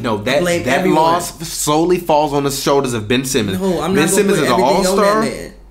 He's an all-star. He got outscored by Kyle Lowry and outplayed by Kyle Lowry. And that's unacceptable. It's unacceptable. I will not accept it from the guy that I said is going to be better than LeBron. Ben Simmons' performance in that second round was shitty. It was shitty. It was the shittiest performance I've ever seen from a guy that is a young phenom ever. It was a shitty performance. It was lackluster. And I understand you defended Kawhi. But don't get 35 dropped on your head and be missing wide open layups when you 6'10", 7 feet tall, supposedly. So you think Ben played bad in Game 7? I think Ben was terrible the whole series. No. Look. I say Ben gonna be better than LeBron, but I ain't never seen LeBron perform like what Ben did in the playoffs. I mean, I don't know why you said Ben might have to win 6 rings now for him to be better than LeBron. I mean, but also I don't know why you ever said he was going better than LeBron. I don't know why you thought that he was better than LeBron. Why? Because I didn't think that Philly would acquire the level of talent that they acquire, so I thought that he would have more opportunity to be able to do more things and be able to roam. He can't roam. It's too many people on the floor. Like, if it's just him and Embiid, like you saw last year, if it's him and Embiid out there with shooters, he can at least roam a little bit. But if you put guys like Tobias, who in multiple games was like 2 of 13, 2 of 10, 4 of 11, blah blah blah blah blah from 3, and not giving you any real points, Tobias literally took the max contract out of his own pocket in that series. So I expect Ben to be better. But I don't know how he can. But go out and get better. But also instead of hanging out with Kardashians and Jenners. But wait, real quick, my thing with this is I think that Ben would be better served. I think Joel and Ben can work, but I think that Ben would be better if he played on his own team. I think that he just needs the ball. I think he needs to be more of a high usage player. I'm not upset at that. And he's not always in the best. Again, I don't think Ben is even always in the best positions to succeed. I'm not upset at that, but that's also why I'm not upset at Brett Brown for the way he coached in that series. If they would have lost in 6, then I would be saying fire him. But if you lose in 7, I don't think they know. Wait, real quick. I'm not saying that you're saying that he's. I'm not saying that you're saying to fire him. I'm just saying people were calling for him to be fired. Nah, I never thought he needed to be fired. If they lose in 6, then maybe I think you fire him. No. I never thought he needed to be fired because also I don't think the Sixers played great in Game 7. I don't think they played that well. But I also don't think that Brett Brown put them in the best positions to succeed. I don't think I feel like Warriors fans can say the same thing about the Warriors, and more times than not, Steve Kerr does the right thing. I don't think Warriors fans can always say that. I feel like what we do more than any other show on television or that people watch on their television is criticize coaches, and we do that because we're inside of the NBA Twitter sphere, and all NBA Twitter sphere does is criticize coaches. And I'm kind of at the point where, like, me personally, if you can get me to near the hump with my guys, and after my guys lose, they saying, yo, it's not his fault, it's on us, I know you the guy. The fans are like, oh, XOs, X and O's. Like you said about Coach Derek Fisher and your show Sparklight, your WNBA show. You said coaches have to get better, just like players do. 100%. So this is a learning experience. No, but I don't think he did a bad job. Because a bad job doesn't get you Game 7 final shot and you lose on the final shot. But listen, if you did a bad job, they would have lost in 6. Listen, he made adjustments all series long. And his best player literally had the flu for a week, and he came into the series with tendonitis. But look, listen. I'm not saying I can't put that on him. Look, I'm not saying you sucked. I'm just saying you could have been better. For instance, like Dame in Game 2. I'm not gonna say he sucked, but he could have been better in certain moments. I don't think he played a horrible game the whole time. But he could have been better in certain moments. He choked in Game 2. No, he didn't. Yes, he did. No, he didn't. Yes, he did. Yes, he did. I'm not gonna go with choked. He choked. He choked to me. That's my opinion. But all right, let's move on. Let's go ahead and let's get ready to talk Warriors versus the Bucks in terms of looking at their potential matchup. Obviously, because we think that those two. I mean, we don't want to disrespect. But before we do, let's go ahead. As I said before, to begin this episode, we have our first official sponsor. This sponsor is Gamble. It's a brand new sports, prediction app that lets you predict what will happen on the next play or the next few minutes of a game. You place your takes and you rack up points as they play out. The highest scores get paid out real cash every night. It's kind of like HQ Trivia. It's 100% free to download and play. And there are payouts for literally every single game that you play. Just go and search Yamble on the App Store and on iTunes or on Google Play. And they're running games all through the NBA playoffs. Me and Pavy were playing it. We really enjoyed it. You can also find them on Android and iOS. But back to the show, the potential of the Warriors versus Bucks, and I don't want to hear what, and from you or anyone. I don't want to hear, the Raptors might come back. No, they're not. It's over. I mean, I don't think they're gonna come back. It's over. I don't think they're gonna come back. There are too many things that the Bucks do that are effective that the Raptors cannot do, and for the Raptors cannot make enough adjustments within their lineup to be able to out-sophisticate the Bucks. So, for example, right? Let's just say if you're the Raptors, you look at your starting lineup and you say, we want to shake it up. Maybe let's try going with a larger lineup. Let's maybe put, let's run out Lowry, Kawhi, Siakam at the 3, Serge at the 4, and Mark at the 5, right? That's as just something as a different lineup to run out. Even if you try to think maybe we should put Norman Powell in the star lineup instead of Danny Green just for different energy, right? But listen, you're shaking your head. You want to know why? Because you don't see enough opportunities. I know, right? But also if you're Budenholzer, fine, you go ahead and you counter that and you kind of meet that lineup with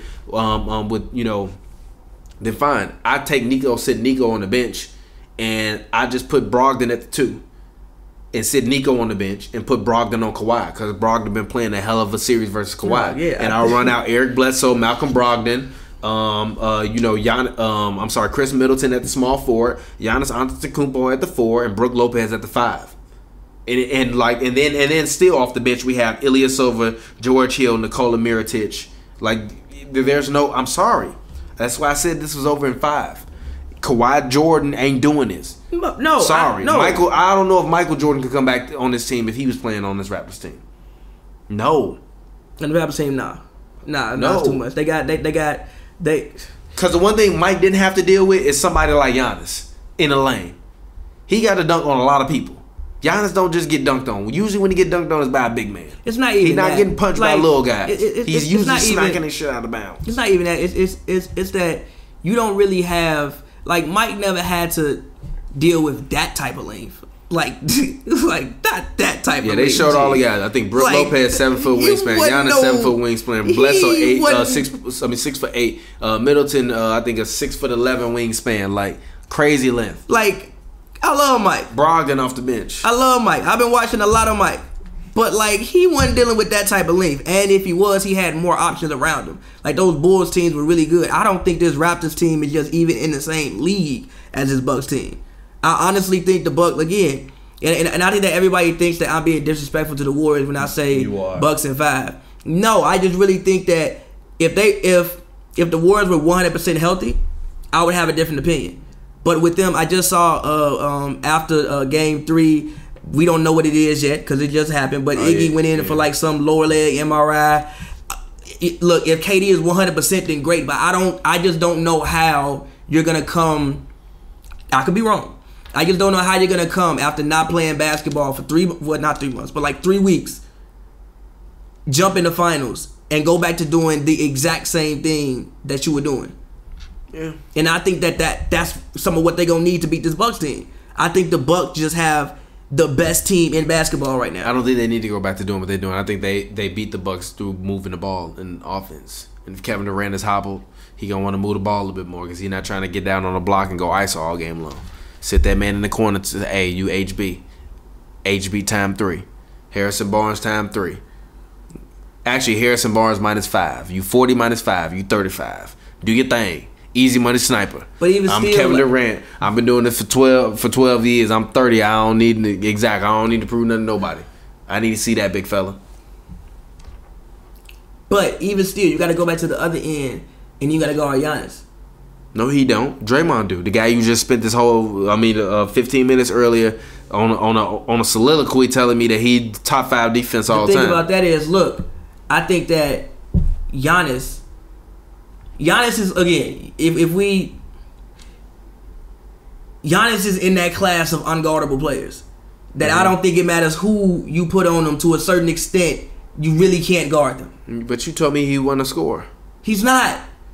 Okay. But he's so big, what the fuck are you gonna do? Okay. If he gets to running in transition, what you gonna do? And also, the Warriors turn the ball over a lot. They're gonna have to be very caution and cognizant of that. You can't turn the ball over against the Bucks. I think that if we talk about transition players in the league right now, we have 3 of the best transition players ever. We got Giannis, we got Steph, and we got Bron. Okay, I think those are some of the greatest transition players ever. Like Giannis, when he gets up court, the man literally can take 2 dribbles. Now he be traveling like a motherfucker, but they don't call it, so whatever. The man can take 2 dribbles from the other side of the court, be at the other side of the court. Yeah. How? Steph, the man can pull up from 30 feet in transition. I think that's when I was talking about the Dame off the bounce in transition. Nobody could shoot the ball like Steph. The man can be on the run, launch that bitch from 30 feet, it go in. Yeah. And Bron is Bron. Bron, prime Bron, fast as hell. He get on the break. How? Fast, strong, and he's a great passer. Yeah. So if you turn the ball over, even tonight, I think Steph had 4 turnovers. You turn the ball over 4 times against them, that might be 8 points. Maybe even 12 with the shooters they got. I guess, yeah. And I think that if you look at I think the Warriors can match them in 3-point. But I don't. But here's why: because the length. Like, they have such a long team, they can get out and contest pretty much everything. I'm sorry. No. I still think if Steph can give me 30 in this series, I'm taking him to win. Yes, he can. 30 though. Yes, he is. I think he can because I don't think the Bucks have anybody to stop him. I disagree with that because even look, right? So they've been trying. Somebody got to check Clay. But look, they've been trying to they've been trying to trap him on some of these screen and rolls, right? Yeah. The issue in Portland is that's Inez. That's why they can't always play up because Inez can't, like, he gonna get by that man Inez. Or that's Myers. That's Zach Collins. Next round, that's Giannis. That's Ilyasova. That's a different level of. I mean, Looney's coming off the bench, so it would ideally be Looney versus Ilyasova. You told me. I mean, you was waxing poetically about Looney. I was, but again, you got McKinney. Now you got Cook against George Hill. Brogdon might still be coming off the bench. We saw what George Hill did last year in the George finals. Hill was decent. He wasn't bad. He missed a free throw, which sucked, but it wasn't bad. It wasn't good enough for you to win. Wait, real quick. Game 3, I think, is one of the best defensive performances on Steph Curry I've ever seen. Game 3 of the finals. The man had 12 points.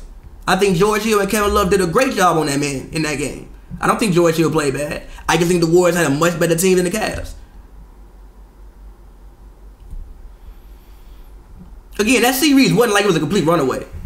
Like, yeah, they swept, but 2 of the games were very close. One game, a man forget to score. The other game, fucking was a 3-point game. Until down the stretch when KD hit the shot. Well, when Steph hit the shot, actually. That could when fucking Rodney Hood was on the wing and then picked to go with Clay instead of Steph, and he pulled up 3. So I don't think George Hill played bad. You got that man coming off the bench now. And you got Bledsoe. I just think that, like, this team is in the space that we had this discussion. I think that this Bucks team is in the space that Golden State was in like 2014, 2015. As in the fact of you can build a great deep team because half of your guys haven't gotten paid yet. Like they can realistically go 10 deep, but they could do that because they're not in complete salary cap here. I mean, yeah, but they don't have any max players on their team other than Giannis. Exactly. Neither did the Warriors. The Warriors had none. Yeah, but none of these guys are going to be max players. Middleton, I don't think is going to command a max. So therefore, you're not in the same position. You are because no, you aren't. You are. It's not true. You are. No. How? What you mean how? Look, I'm saying Clay. At that point in time, Curry was getting $40 million. Yeah. Right. I think Clay at that point in time was getting $70 million. Draymond is a star. He's a second rounder. That's like not that much money. Then really only 2 people getting paid. That's it. Ain't nobody else got big money. As opposed to now, you got Steph getting $200 million. Clay getting over 100. Well, Clay about to get over 100 million. Draymond on the max. Draymond is on the max. Yeah, right now. The whole max. I didn't know Draymond. I think Draymond's on the max. I mean, look at this. I think it's a max. Spot track that because that I don't know. Oh yeah. I'm going to see John Wick during tomorrow. Oh yeah, you saw John Wick? I saw it. It's How like was 2 it? hours of senseless violence. I fuck with it. Was it fire though? It's fire. It's just 2 hours of senseless violence. That's what I like. That's fire. I'm hella going to see it tomorrow at noon. I gotta set an alarm for 12 p.m. Nah, he's not on the max. But exactly. Yeah, but hold on, wait. That's the thing. Nah, I think it was a max at the time. I think 82 million was a max back then. In 2015, I think that was a max. No, it wasn't. It was 95. Okay, well, still, he's going for a max. That's the issue right now. Everybody going for a max. That was the deal Harrison Barnes got. It was like 4 years, $95 million. That's when he went to the Mavericks. But again, on the Bucks, ain't none of their main guys getting paid.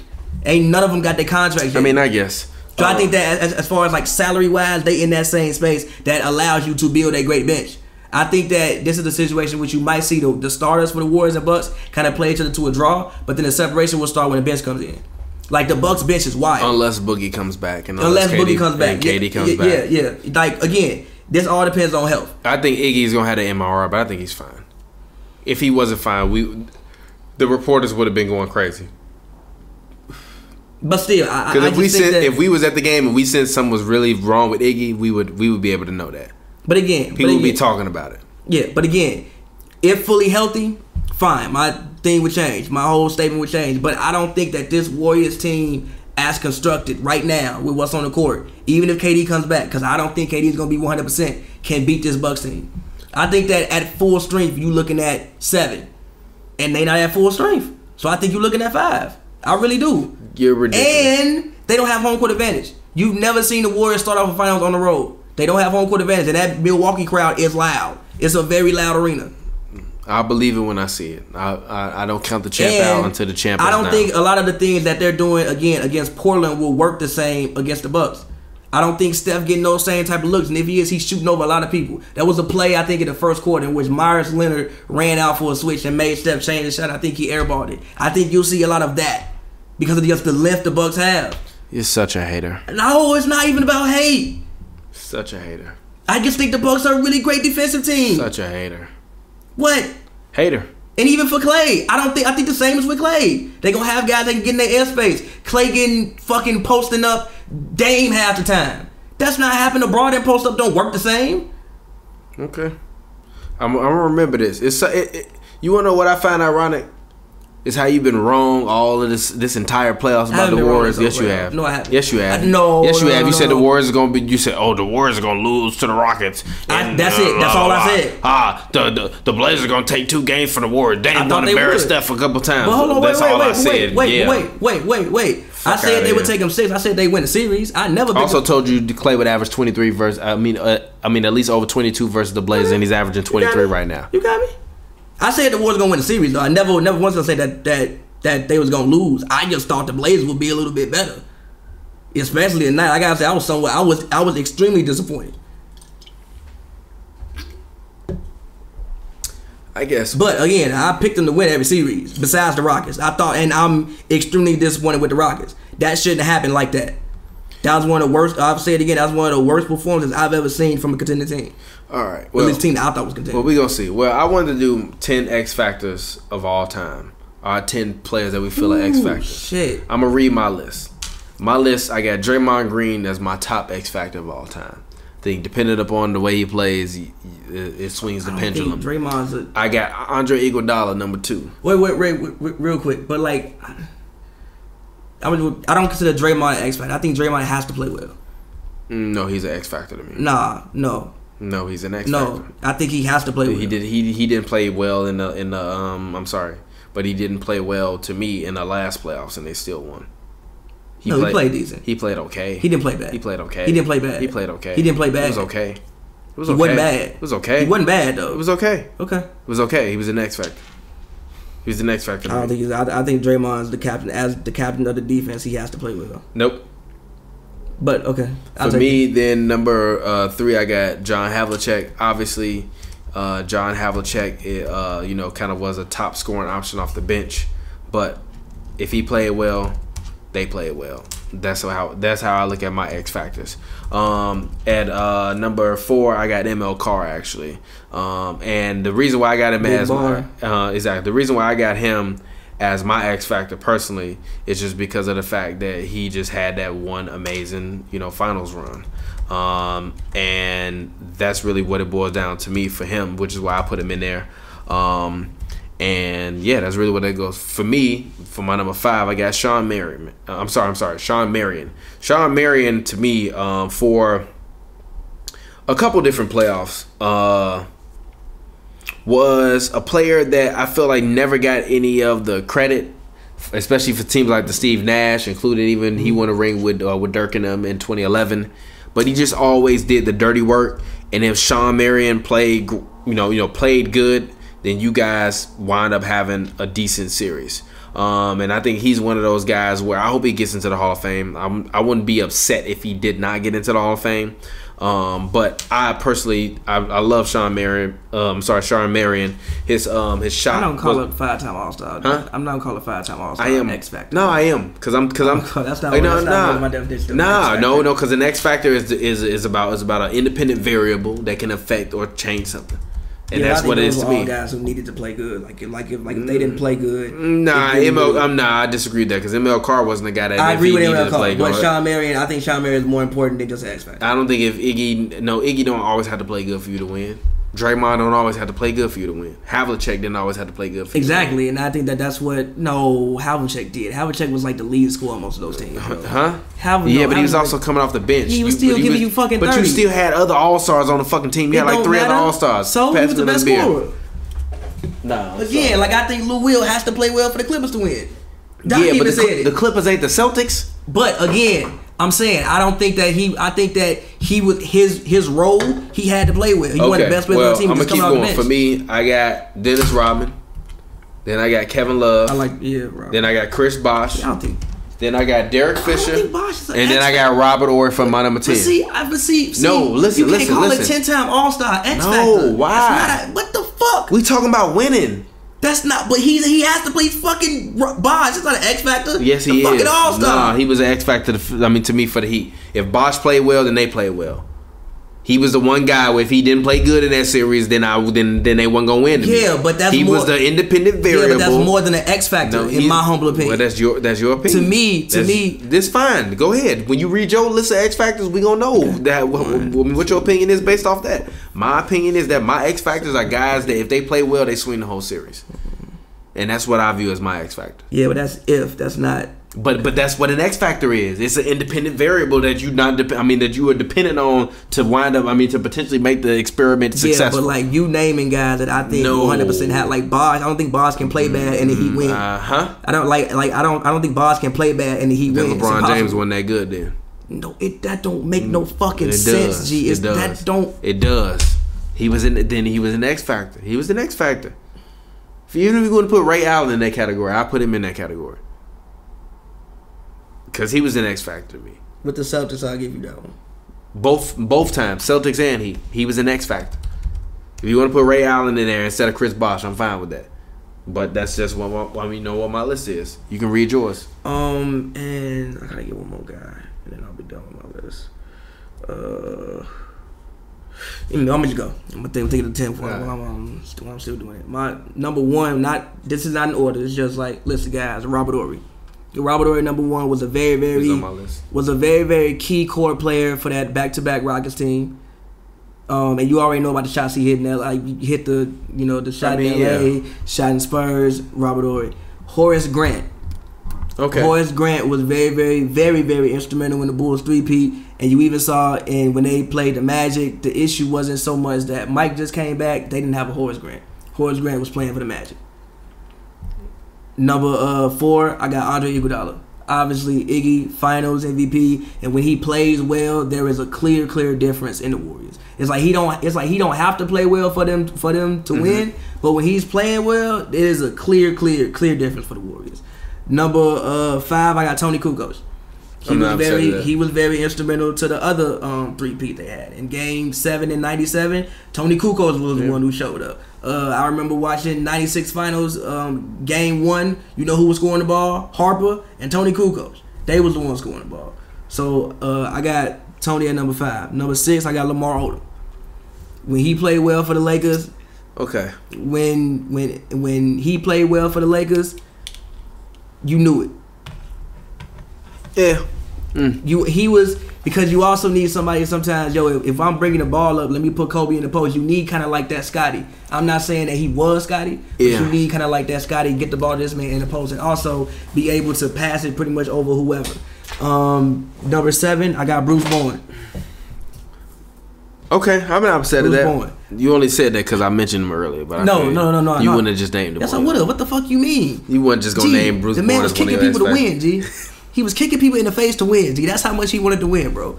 That is how much he wanted to win. He was willing to kick people in the face to win basketball. Okay, shit. I'm putting that man on my fucking list. What you mean, bro? I'm putting that man on my list. I think I'm on number 8. Number 8. Kicking people in the face to win, G. Number 8, I'm going Dennis Rodman. I think that with those bad boy Pistons teams, Rodman was the X factor. Okay. Number 9, I'm gonna go Rondo. Rajon Rondo. I think that for those like early Boston teams, like remember the main question was, is Rondo gonna play well? Yeah. And my last one, I'm gonna go Dennis Johnson. Okay, I'm not upset at that. That's not a bad list. That was actually a great list. But all right, let's go ahead. Let's talk the lottery. Pelicans win. Yes, but before we talk about the Pelicans, again, we got to give a shout out to our sponsor, Gamble. As I said before, Gamble is a brand new sports prediction app that lets you predict what will happen on the next play or the next few minutes. It basically, you can place your takes and rack up points as they play out. The highest scores get paid real cash every game. It's kind of like HQ Trivia, 100% free to download and play. It's available right now with payouts each game. You can search it on the App Store or on Google Play. That's Yamble. That's YAMBLE. They're now running games every night during the NBA playoffs, so you can download it now and start yambling. We have played it. We enjoy it. Make sure you go ahead and you find it on Android and iOS and check that out. Yamble, YAMBLE. So let's go ahead and let's continue. And let's go ahead and let's talk about the lottery. So I'm just going to read off the top 8 picks for the lottery. We got we got Pelicans number 1, Memphis number 2, New York number 3, LA number 4, Cleveland number 5, Phoenix number 6, Chicago number 7, Atlanta number 8. And then Atlanta also has the number 11th pick. 10th pick, I think. Oh, 10th? Okay, go ahead. Thoughts. Number 1, first, we said we're going to do a mock draft. So, if you're the Pelicans, who do you take? I mean, obviously you take Zion. If you're the Pelicans, is Zion really the number 1 pick? Motherfucker, yes. No. I'm not. I don't even mean that to be disrespectful.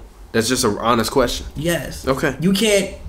Again, I believe I agree with you, but I'm just asking. I don't necessarily think Zion is the best player in the draft. I think Ja Morant will be the best player in the draft. But when you look at what Zion did in college this year, had one of the greatest college basketball seasons ever. One of the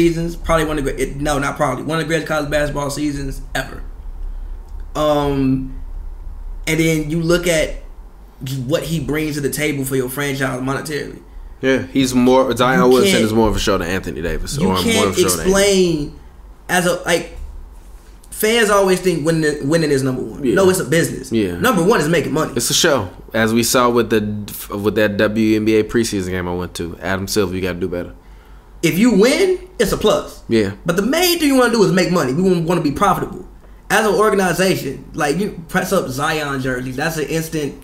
I don't even want to know how much money. I really wish they could change their team name to something else because the Pelicans just ain't hard enough. I don't want that weak ass Zion Williamson Mardi Gras looking jersey. Gee, Zion fucking jerseys. You gotta think how much more they probably gonna be on TV because people want to see Zion play. You gotta think of how many. I think they're gonna at least get 30 national TV games next year. Might. You think of how many tickets you'll sell because people want to see Zion come play.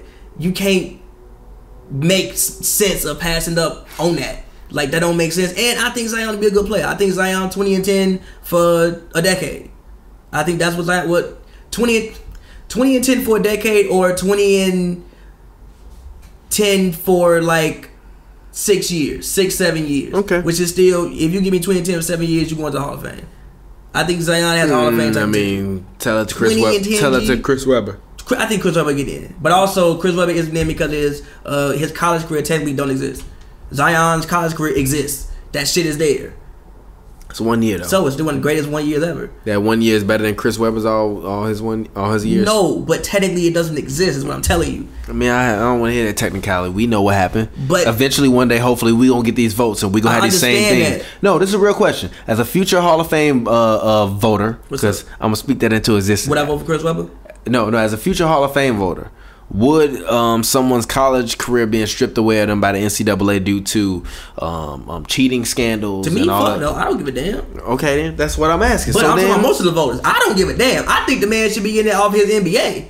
He was a cold motherfucker. Yeah, he was. Chris Webber could hoop. The only reason his All-Star players look the way they look is because the West had Duncan, Shaq, Dirk, Shaq, like David Robinson, Hakeem, KG. Like that 4th spot in the West was crazy around that time. Yeah. She was even there. That's why she don't look crazy. That's why if you look at his career, it's like if you look at his accomplishments, it's like nah, you don't really understand how good she was. I understand how good she was, but I'm not looking at she in that same class though. I understand that, but if she played in the East, his accomplishments, like his whole career, his accomplishments would look a little bit better. I guess they would look a little bit better. But regardless, like the only reason his accomplishments don't look as crazy as some of the other guys is because he just played with so many more popular people, and that were just cold all-time greats. I guess. But so yes, I think the number one, you obviously have Zion Pelicans. Yeah. So not to move on because I also want to, because this is a part of this. So you draft Zion Williamson number 1. It's draft night. Do you trade Anthony Davis draft night, and if so, to where? We hear that supposedly Gail Benson, although she has publicly refuted that, she said that she will not trade Anthony Davis to the Lakers, quote unquote, over her dead body. It was reported over the Twitter sphere. What if you're David Griffin, who you say is one of your was one of your favorite GMs when he was with the Cavs? You thought he did a great job. What do you do? How do you get out of this? A 2K Pavy, my GMO Pavy. How do you get out of this? Where do you trade Anthony Davis to? Depends, because it's like, for one, do you want to stay? No, his campus said they don't want to stay. Okay. So look, not staying is in the cards. Okay, period. so look, you said you don't want to stay. If I stay, it's gonna be Zion team anyway. But listen, look, listen. You say you don't want to stay. Okay, so we're gonna evaluate that. Now, looking at it, the people that say they're in the market for AD would be the Lakers. They would be the Knicks. They would be the Lakers, Knicks, Celtics, and AD said he wouldn't mind playing with the Bucks either. The Bucks? He said Bucks. Remember his list? He had Bucks on there. Bruh. He had I just want to say this. If Anthony Davis somehow wind up playing for the Milwaukee Bucks. That's not fair. If he winds up playing for the Milwaukee Bucks, everybody else better run and hide. That's not fair. Cause I don't give a fuck who else on the court. How you gonna stop Giannis and AD? I don't know. Like, no, literally. Not even offensively. As a coach, how do you game plan for that? No, those are this. It's not even offensively that would scare me. Defense? Get your ass kicked. How are you? You're gonna score how? You're gonna score how? That shit is getting annihilated at the rim, literally, all the guards have to do, funnel them to the paint. Go in the paint. Literally, I just want to get you off the line. Go in the paint. Y'all two figure it out, G. Figure it out. But so those teams were low key. The Bucks could present a compelling package. I give you Bledsoe, I give you Middleton in the sign and trade because you could, if you the Pelicans, if I'm the Pelicans, I give Middleton a max, and then my starting lineup could be Bledsoe, Drew Holiday, Middleton, Zion, and put whoever the fuck at the 5. Give me them a couple picks and throw in a couple other guys. I mean, that's not a bad package for AD. I send you like 4 people for AD. I mean, you can have Brogdon. If you want Brogdon over Bledsoe, I feel you. I give you Brogdon actually easily. Because I actually will get Brogdon on a sign and trade. The thing is what happens with the Bucks this year. Like, if you get ran out the gym in the finals, okay, if you win the finals, we bring everybody back. Or if we lose closely, you like, you know what, I'll take the same team and run it back. If we win, honestly, I might go and get AD still. No, I'm not trading, no. If we win, no. Yeah. I'm not, no. Because AD doesn't eliminate my depth because I can still go and get my bench. But here's why. AD has 1 year left on his contract. So after this year, regardless, he could leave anyway. We just won a ring, though. You come into our team, we're expecting to win another ring. I mean, yeah, but if you want to come, just come next year. He's not gonna sign before the season is over. Yes, but if he's sign but by the time he signs next year, all those guys will want money. Well, we can just trade them for you now and get you now and re-sign you now. Especially if we coming off a ring. Because now you gonna have to pay Brogdon. You're gonna have to play all them guys. If I trade them now. Or get him an extension during the summer or some shit, or offer them whatever, and trade them now. It's gonna be way better for me than if I'm like AD just signed, because then that means AD I'm gonna have to fucking reallocate $40 million worth of cap versus if I just send them $40 million worth of cap that I didn't want anyways. But okay, so George Hill still got 1 more year left on his deal, right? Now they can just decline. It's a team option, so they can just decline George Hill. So if you trade into the Pelicans, it's perfect. It's salary. Okay, well look. If that's what he wants to do, okay, I think you would look at the Bucks deal that you just laid out. I'm fine with that. You have the Knicks deal, which is interesting, but not that. The issue with it is how many picks are you willing to give me? I'm not taking no picks from the Knicks. How many picks are you willing to give me? No, I'm not. I'm not sending them to the Knicks. Look. If you could give me back, well, the Knicks don't. Because they said they weren't really enamored with Kevin Knox. I think the best young player they have is Mitchell Robinson, personally. I think that's. They said they're not trading Kevin Knox? No. The Pelicans aren't really, allegedly aren't that enamored with Kevin Knox. Okay. So you would have to get the number 3 pick, and then you would just, I honestly, if I get the 3rd pick for the Knicks, I just pick RJ. RJ and Zion best friends, I just pet them up. And I would just have my backcourt be RJ and Drew Holiday, and I'll probably let both of them split point guard duties. And I get Mitchell Robinson, and then I would ask for like an ungodly amount of picks. If you the Pelicans, you would get Mitchell Robinson? Yeah. Mitchell Robinson, give me Trier, give me Knox, and give me a slew. I mean a slew of number 1 picks. How many? 4 or 3. For Anthony Davis? Yeah. Hell no. I would ask for 3. Bye. I would ask for 3. Bye. No, not 4. 4 is like way too many. 3. But give me, you get 2 first rounds and a number 1 and a second round, or 2 second rounds.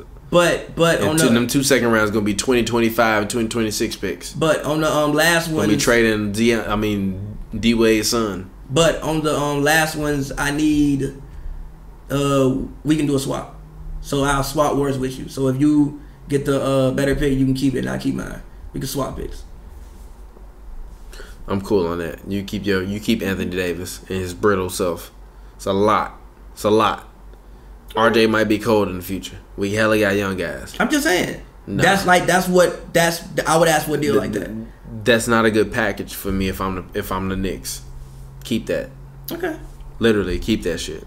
Okay. With the New York Knicks. And keep that man. He can leave and come sign here if he want to.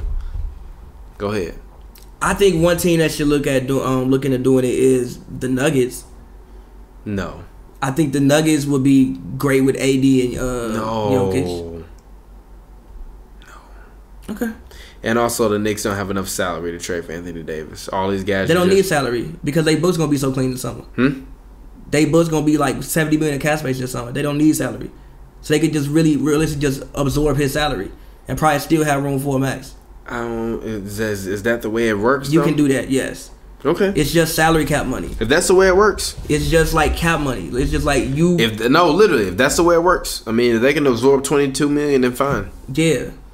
I mean, I'm not upset with that. They're going to have like $70 million in space or something. Okay. But all right, let's go ahead. Let's move on. Let's talk the Memphis Grizzlies. If you're them, who you taking? Supposedly they want Ja Morant to pair with to pair with Mike Conley. No, not to Mike Conley. To pair with No, the fucking Jaren Jackson. Jaren. They want Ja Morant to pair with Jaren Jackson. That's not bad. I think they're gonna wind up getting rid of Mike Conley during the draft. I think he goes to some random team that we not expecting him to go to. We're like, oh, they need a point guard. Mike Conley low key might wind up going to Orlando on some fluky shit. I would love Mike Conley in Utah, bro. I need Mike Conley in Utah. Him and Donovan. No, him and Donovan is crazy. Rubio. Kim and Donovan, which just happened on my 2K, is crazy. No. Rubio is probably gonna lead us something. I don't think you resign Rubio. Yeah, Rubio. So you're gonna need a point guard. I think Favor's contract runs out. Mitch, like Conley's deal is bad, but the thing about it is it's a team option after next year. So you can just decline the team option if you want and try to but who else gonna play on your team? You need more. The crazy part is on my 2K GM mode where I took over the Mavericks. The Jazz signed Boban, Bobby Portis, and Kemba, and they team is low key decent. They got Bobby P and Boban coming off the bench, and they got Rudy Gobert and Derek Derek Favors left, and they signed Taj Gibson. So their starting lineup was Kemba Walker, Donovan Mitchell, Joe Ingles, Taj Gibson, Rudy Gobert, and then they had Boban and Bobby Portis coming off the bench. With Crowder still? Yeah, with Crowder still. It's a good ass bench. So I think Utah would be a great place for him. But honestly, if I'm that, Ja is big enough that he can kind of run into, and Mike Conley can like play off ball. Yeah. I just stick them out there together. Like they pretty much play small anyway. I think their front court after they made the trade was Bradley and Conley. Mm-hmm. So they pretty much play small anyway. I just throw them both on the court together, let them split point guard duties, and then next let them like learn from Mike Conley for a year about how to be a point guard. It's a great point guard for him to learn from. It's Memphis. Like you're not. The spotlight won't be on you. Yeah, you can't get in too much trouble. So TMZ ain't in Memphis. So it's like he'll have more time to develop than some of the other rookies will. Yeah. Because it just won't, like for instance, like Colin has mad time to develop. It's like it's Cleveland. Yeah. It's Cleveland. So I mean for now, unless they wind up making something happen. I mean, yeah, but still, like you're gonna get every opportunity. They do have a number 5 pick. Yeah, but they can still wind up trading for somebody, but I'm just saying. Whatever. Well, regardless, he's going to have time to develop. So I would love him to be able to learn under Mike Conley for at least like a year, learn the ins and outs about being a point guard, things like that. Then I can decline Conley's option at the next year. And you gone, it's all yours. Yeah. So, yes, I picked Ja Morant, pair that with Jaren. I think that's a crazy pick and roll. You know, the man was on Chris Haynes, point guard, saying, I'm a point guard. He said that. We're going to see. So, there we go. We gonna see. But all right, let's talk Knicks. Knicks have the 3rd pick. Who do you take? RJ Barrett. I think that. Yeah, I think you take RJ Barrett. Like too. I don't know why the internet hates RJ. Because he's not that good. I disagree with that. I think that John Starks heavy. You have to remember this man averaged 22 points on the team with somebody else averaging 25. Like if Zion doesn't exist, that's the best freshman in the country, right? It's RJ. If Zion, it's RJ. I think he's only that good because Zion existed. I disagree with that. I think RJ is really fucking good. RJ was the number 1 player coming out of high school. I think RJ has potential to be a superstar, especially with the way that I think RJ is like a 2 guard in body size, but he can run point guard. And look, I'm gonna keep saying this, bro. Steve Nash is that man godfather. Go learn from Steve. What the fuck you mean? You can train with Steve Nash all the time. That man Godfather don't matter, bro. You can train with Steve Nash all the time. That man Godfather not making that man a better NBA player. What the fuck you mean? Y'all go do workouts in the off season? They not work. Come on. So you think the man gonna have Steve Nash as his godfather and never call that man for a workout? Come on, stop it. He said he talked to the man already consistently. Yeah, they text about things. That Steve Nash is not making RJ Barrett a NBA superstar. I'm sorry. And look, he can have Bondini Brown in his corner. And look, not making him an NBA superstar. And I think a lot of what you saw with RJ was there just wasn't enough space on the court for him to operate. I think that he's a guy that when he gets in the NBA system, it's more spread out and he can drive and kick. He'll be much better. That Duke team also didn't really have much shooting. I think that he's one of those guys who will play better. The Knicks don't have shooting either. That's not exactly true. And again, you got $74 million in cap space. I don't know what that team gonna look like next year. I don't think KD is busting through the door to try to play. Go sign some people. We'll see. You got money to build. Sign some motherfuckers. It ain't got to be Kevin Durant. Again, I just think that RJ is a guy you can get him in your system, and he can grow. And he has real potential because of the way you're playing the NBA now. I think that he's a 6'7" guy who can also play point guard. Well, we'll see. All right. I don't think we're gonna get through the rest of this because it's getting late. But let's go ahead. Let's talk about the Lakers. Lakers have the number 4 pick.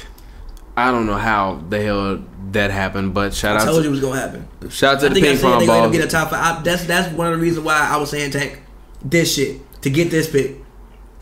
I said you're getting a lottery, you never know what the fuck will happen. Yeah, but even at number 4, they're not gonna be able to draft anybody I'm too sure about.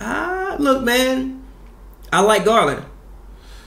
I haven't watched enough college basketball to be honest, but I like Garland. But my point is this: I also like Reddish. Every rookie that they draft is gonna be good for them 2, 3, 4 years down the line. I disagree with that. I need them to win now. Not with the way rookies are coming in. They're not gonna. No, I'm sorry. No, I'm not seeing that.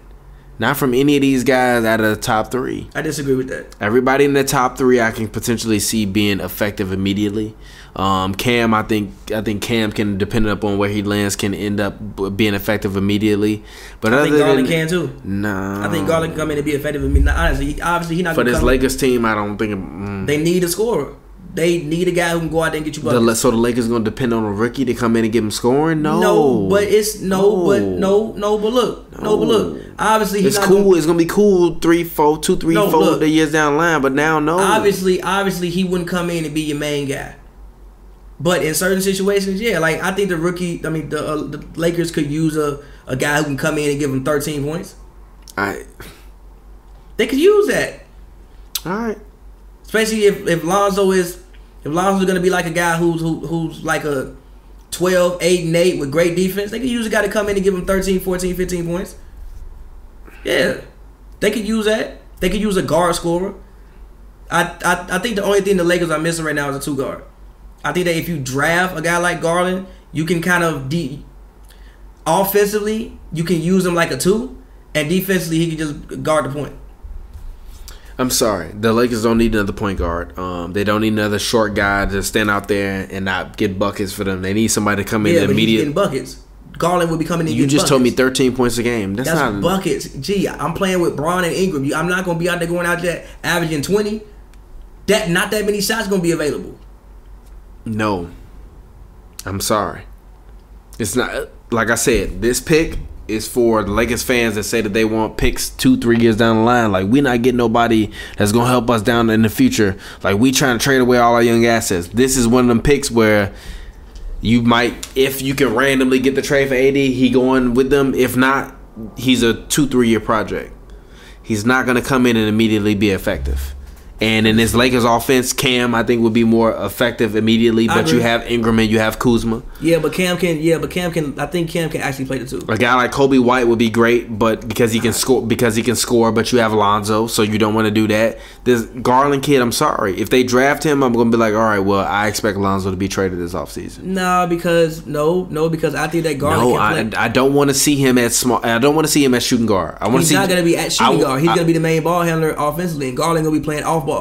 Garland is going to be... I know what I'm saying. I don't want to see Garland at point guard or shooting guard. I want to see Jimmy Butler or Tobias or JJ Redick or somebody. I mean, you still can, and then that's your backup. Like, you can have like he can just come on the bench like, yo, come on. How is there gonna be enough shots to go around? You got Lonzo, you got Garland, you got Ingram, you got LeBron, you got Kuzma, and whoever, what other else max player you trying to sign? That's not enough shots to go around. It's not. It was barely enough shots on the Lakers this year to go around when they was playing fucking KCP, Rondo, and Lance Stevenson. That's not really the case. It's not enough shots to go around. But see, I don't even think the roster construction this year was terrible. I just think they got hurt. I don't think it was that bad. I think they had a lot of. If they would have had a Garland, guess what? They still would have wound up losing. It wouldn't have changed the course. I mean, like, if they gonna be no. All I'm saying is, look, I'm not upset at the pick. But that means, number one, you're going to want to get rid of Lonzo in the next I don't think year. you want to get rid of Lonzo. Yeah. And number two, this is a 2-3 year project. And for the Lakers, with the 4th pick, I would hope that I would have gotten something a little bit more of a sure bet. So I wouldn't be surprised if they wind up randomly taking a guy that we didn't expect them to get, especially somebody that has length and athleticism in the front court. And if they do that, I wouldn't be surprised, but I don't want them to take another point guard.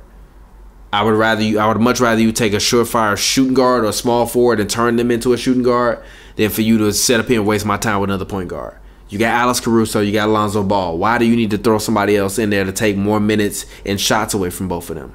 Why? Why do you need to take the ball out of Brandon Ingram's hands? Why? Why do you need to take the ball away from LeBron James' hands? Why? Why do you need to take the ball away from Kyle Kuzma's hands? Unless it's an all-star coming in and take the ball away from their hands, leave the ball in their fucking hands. I think that whoever you get has to be a guy who can play off ball, and then when he gets it, be able to create. Because I think that's what they need in a shooting guard, which is like the thinking of why you would sign Kyrie. It's like, yo, Kyrie just play like you did in Cleveland. But Kyrie Garland. I mean, obviously, if you can get Kyrie, go fucking get Kyrie. But I think that Garland is in that mode of that type of guard. I'm sorry. I'm maybe 2-3 years down the line, but that's what I'm saying. What was the plan? Was it a 3-year plan for Magic? Yeah. But I think you'll be back in the playoffs next year anyway. And look, you still have money to go get somebody else. You still got money. Which is another ball handler, take the ball away from that guy. So why wouldn't I get somebody that has length and athleticism to run and roll in the paint? The Lakers don't have any front court players with length and athleticism that can roll to the paint. Mo Wagner is not doing that. But I don't think there's anybody. Bonga not doing that. But the issue is I don't think there's anybody that you can rationalize picking at 4. I think the only people you can really rationalize picking at how I like Reddish.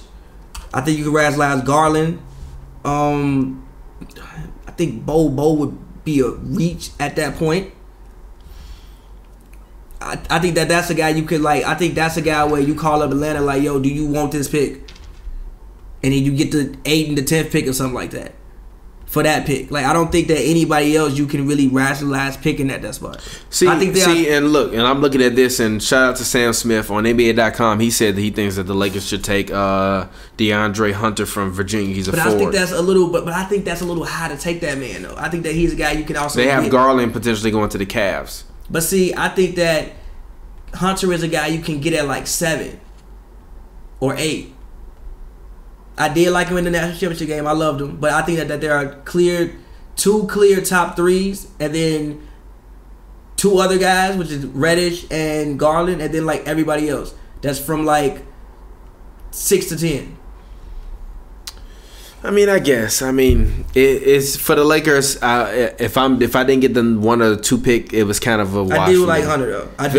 It's a wash for me if I didn't get the 1 or 2 pick, because look, it's not a wash for me for the future, but win now. That's what I'm looking at for the Lakers, and it's not gonna happen. I want to say about Hunter. If he's a guy that if you get him in workouts and you really really feel like that's your guy. Kind of how like the Celtics kind of reached with Jaylen Brown when they picked him. Yeah. Like that, he wasn't supposed to be the 3rd pick. He was supposed to be like, he started at like 7 or 8 on all the mocks, and he went 3rd to the Celtics. Yeah. So if he's a guy, when you get him in your workouts and you feel comfortable with him being your guy, then okay. But I think that right now, looking at the 4th spot, there's really only like Garland and like Reddish that makes sense picking there. Everybody else Sam Smith had, according to Sam Smith, he had a Reddish at like 10 to 11. I don't think Reddish is going that late. And if he does, that'll be a steal for somebody at 10 to 11. I mean, the Hawks might steal him, which I wouldn't be mad at. That would be crazy. That would be nice. If they get Reddish and also can get like a lob threat. The guy from Texas. The light skinned dude with the fro. Yeah, that would be decent. Yeah, so if like they can get him and get a lob threat, that's a great draft. Although that coach did say that he didn't really. I mean, he was joking about it, but he kind of sounded a little serious in terms of like wanting more rookies on the team because they kept saying, "Are you babysitting?" He's like, I don't think that they want more players that are gonna. I think that they want the best players that they can get, but I don't think that they're looking for more players that they're like, yo, we gonna try to insert this as an integral piece. Cam Reddish to me, if he goes to the Hawks, is a new integral piece. I agree. Which then means that your timeline continues to be 3-4 years down the line. And if I'm the Hawks, I'm trying to accelerate that to be 2 years. Because we've been making playoff revenue before, and now we're not getting it for the past couple of years, which is hurting. But I still think you got the cap room to do that this summer. And you can bring in him and also bring in some other guys. It depends. If Boogie goes, then maybe. I'm not upset at that. If a random other guy goes, I'm not upset at that. But I don't think they're going to get that random other guy.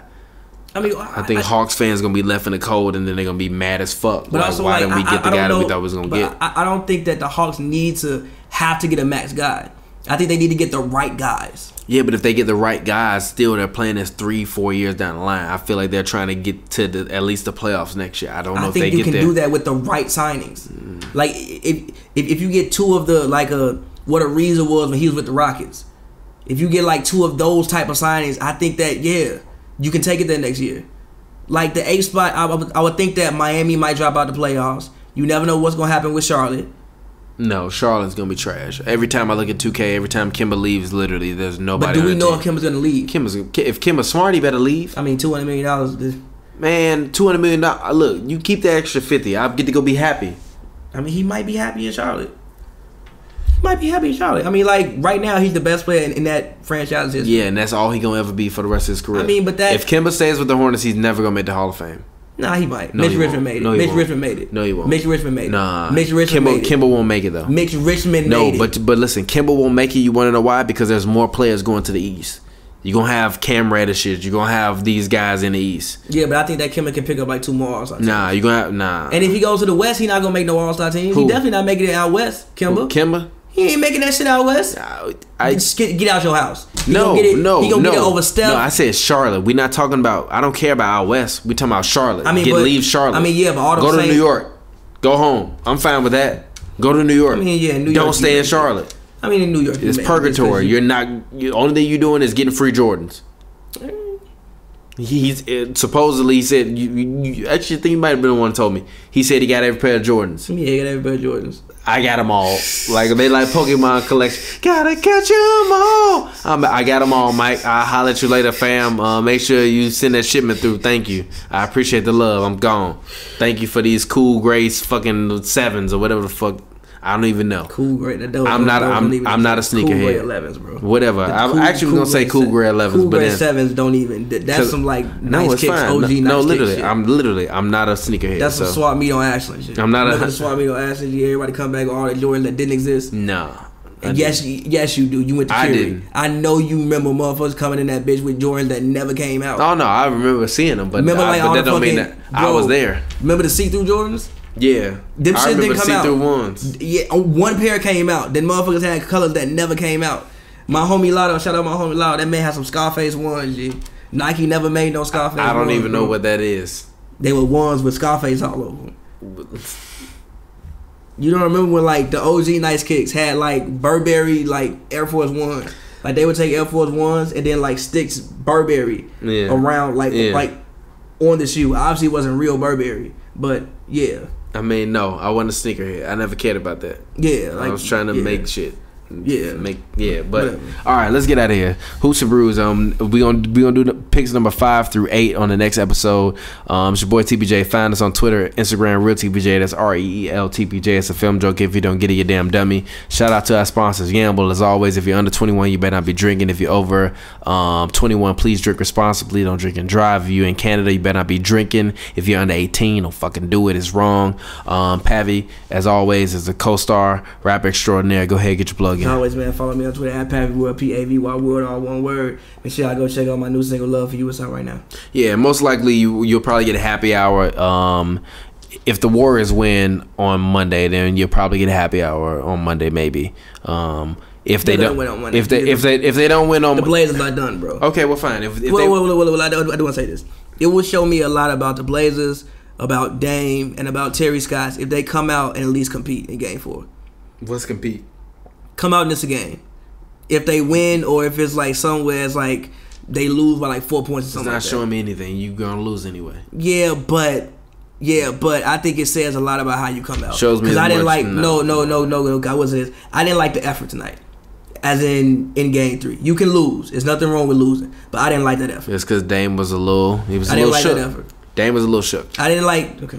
He was a little shook. I'm not gonna say it was shook. But you'll get another one of these if the Bucks happen to go up 3-0. You might get a happy hour on Monday as well, so that we can discuss that. But at the maximum, you'll get a happy hour Monday. If not, you'll get one on Wednesday. Make sure to enjoy the draft coverage all week long. Special shout out to our sponsor. We finally have a sponsor now. Crazy. We appreciate that. Shout out to all the fans. We wouldn't have a sponsor without you guys. Please make sure you go and you download Yamble. You can find me on Yamble. My name is HoopsNBrews TPJ. I'm HoopsNBrews Pavy. He's HoopsNBrews Pavy. So if you see us on the leaderboard, that means we actually been yambling.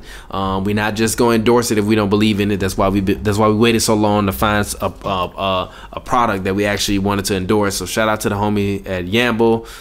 Shout out to the app. Make sure you go follow them, check them out. And we will be back at you this week. Yamble. Yamble is spelled W-A-M-B-L-E. No, not W-Y-A-M-B-L-E. This man is brewed. Y-A-M-B-L-E, like gamble, but with a Y. Yes. Go check it out, I said W. That's man said W. We man said Wamble. It was a Wamble. It was a Wamble. It was Y-A-M-B-L-E, like gamble, but with a Y. Out of there. And yeah, man, we'll catch up with y'all next week in terms of Hoops and Brews, but we'll be sure to hit y'all up with some happy hours during the week. We appreciate it, and thank you guys for checking out this episode. Oh, also, title of this episode: KYRIE is still the best PG in the league.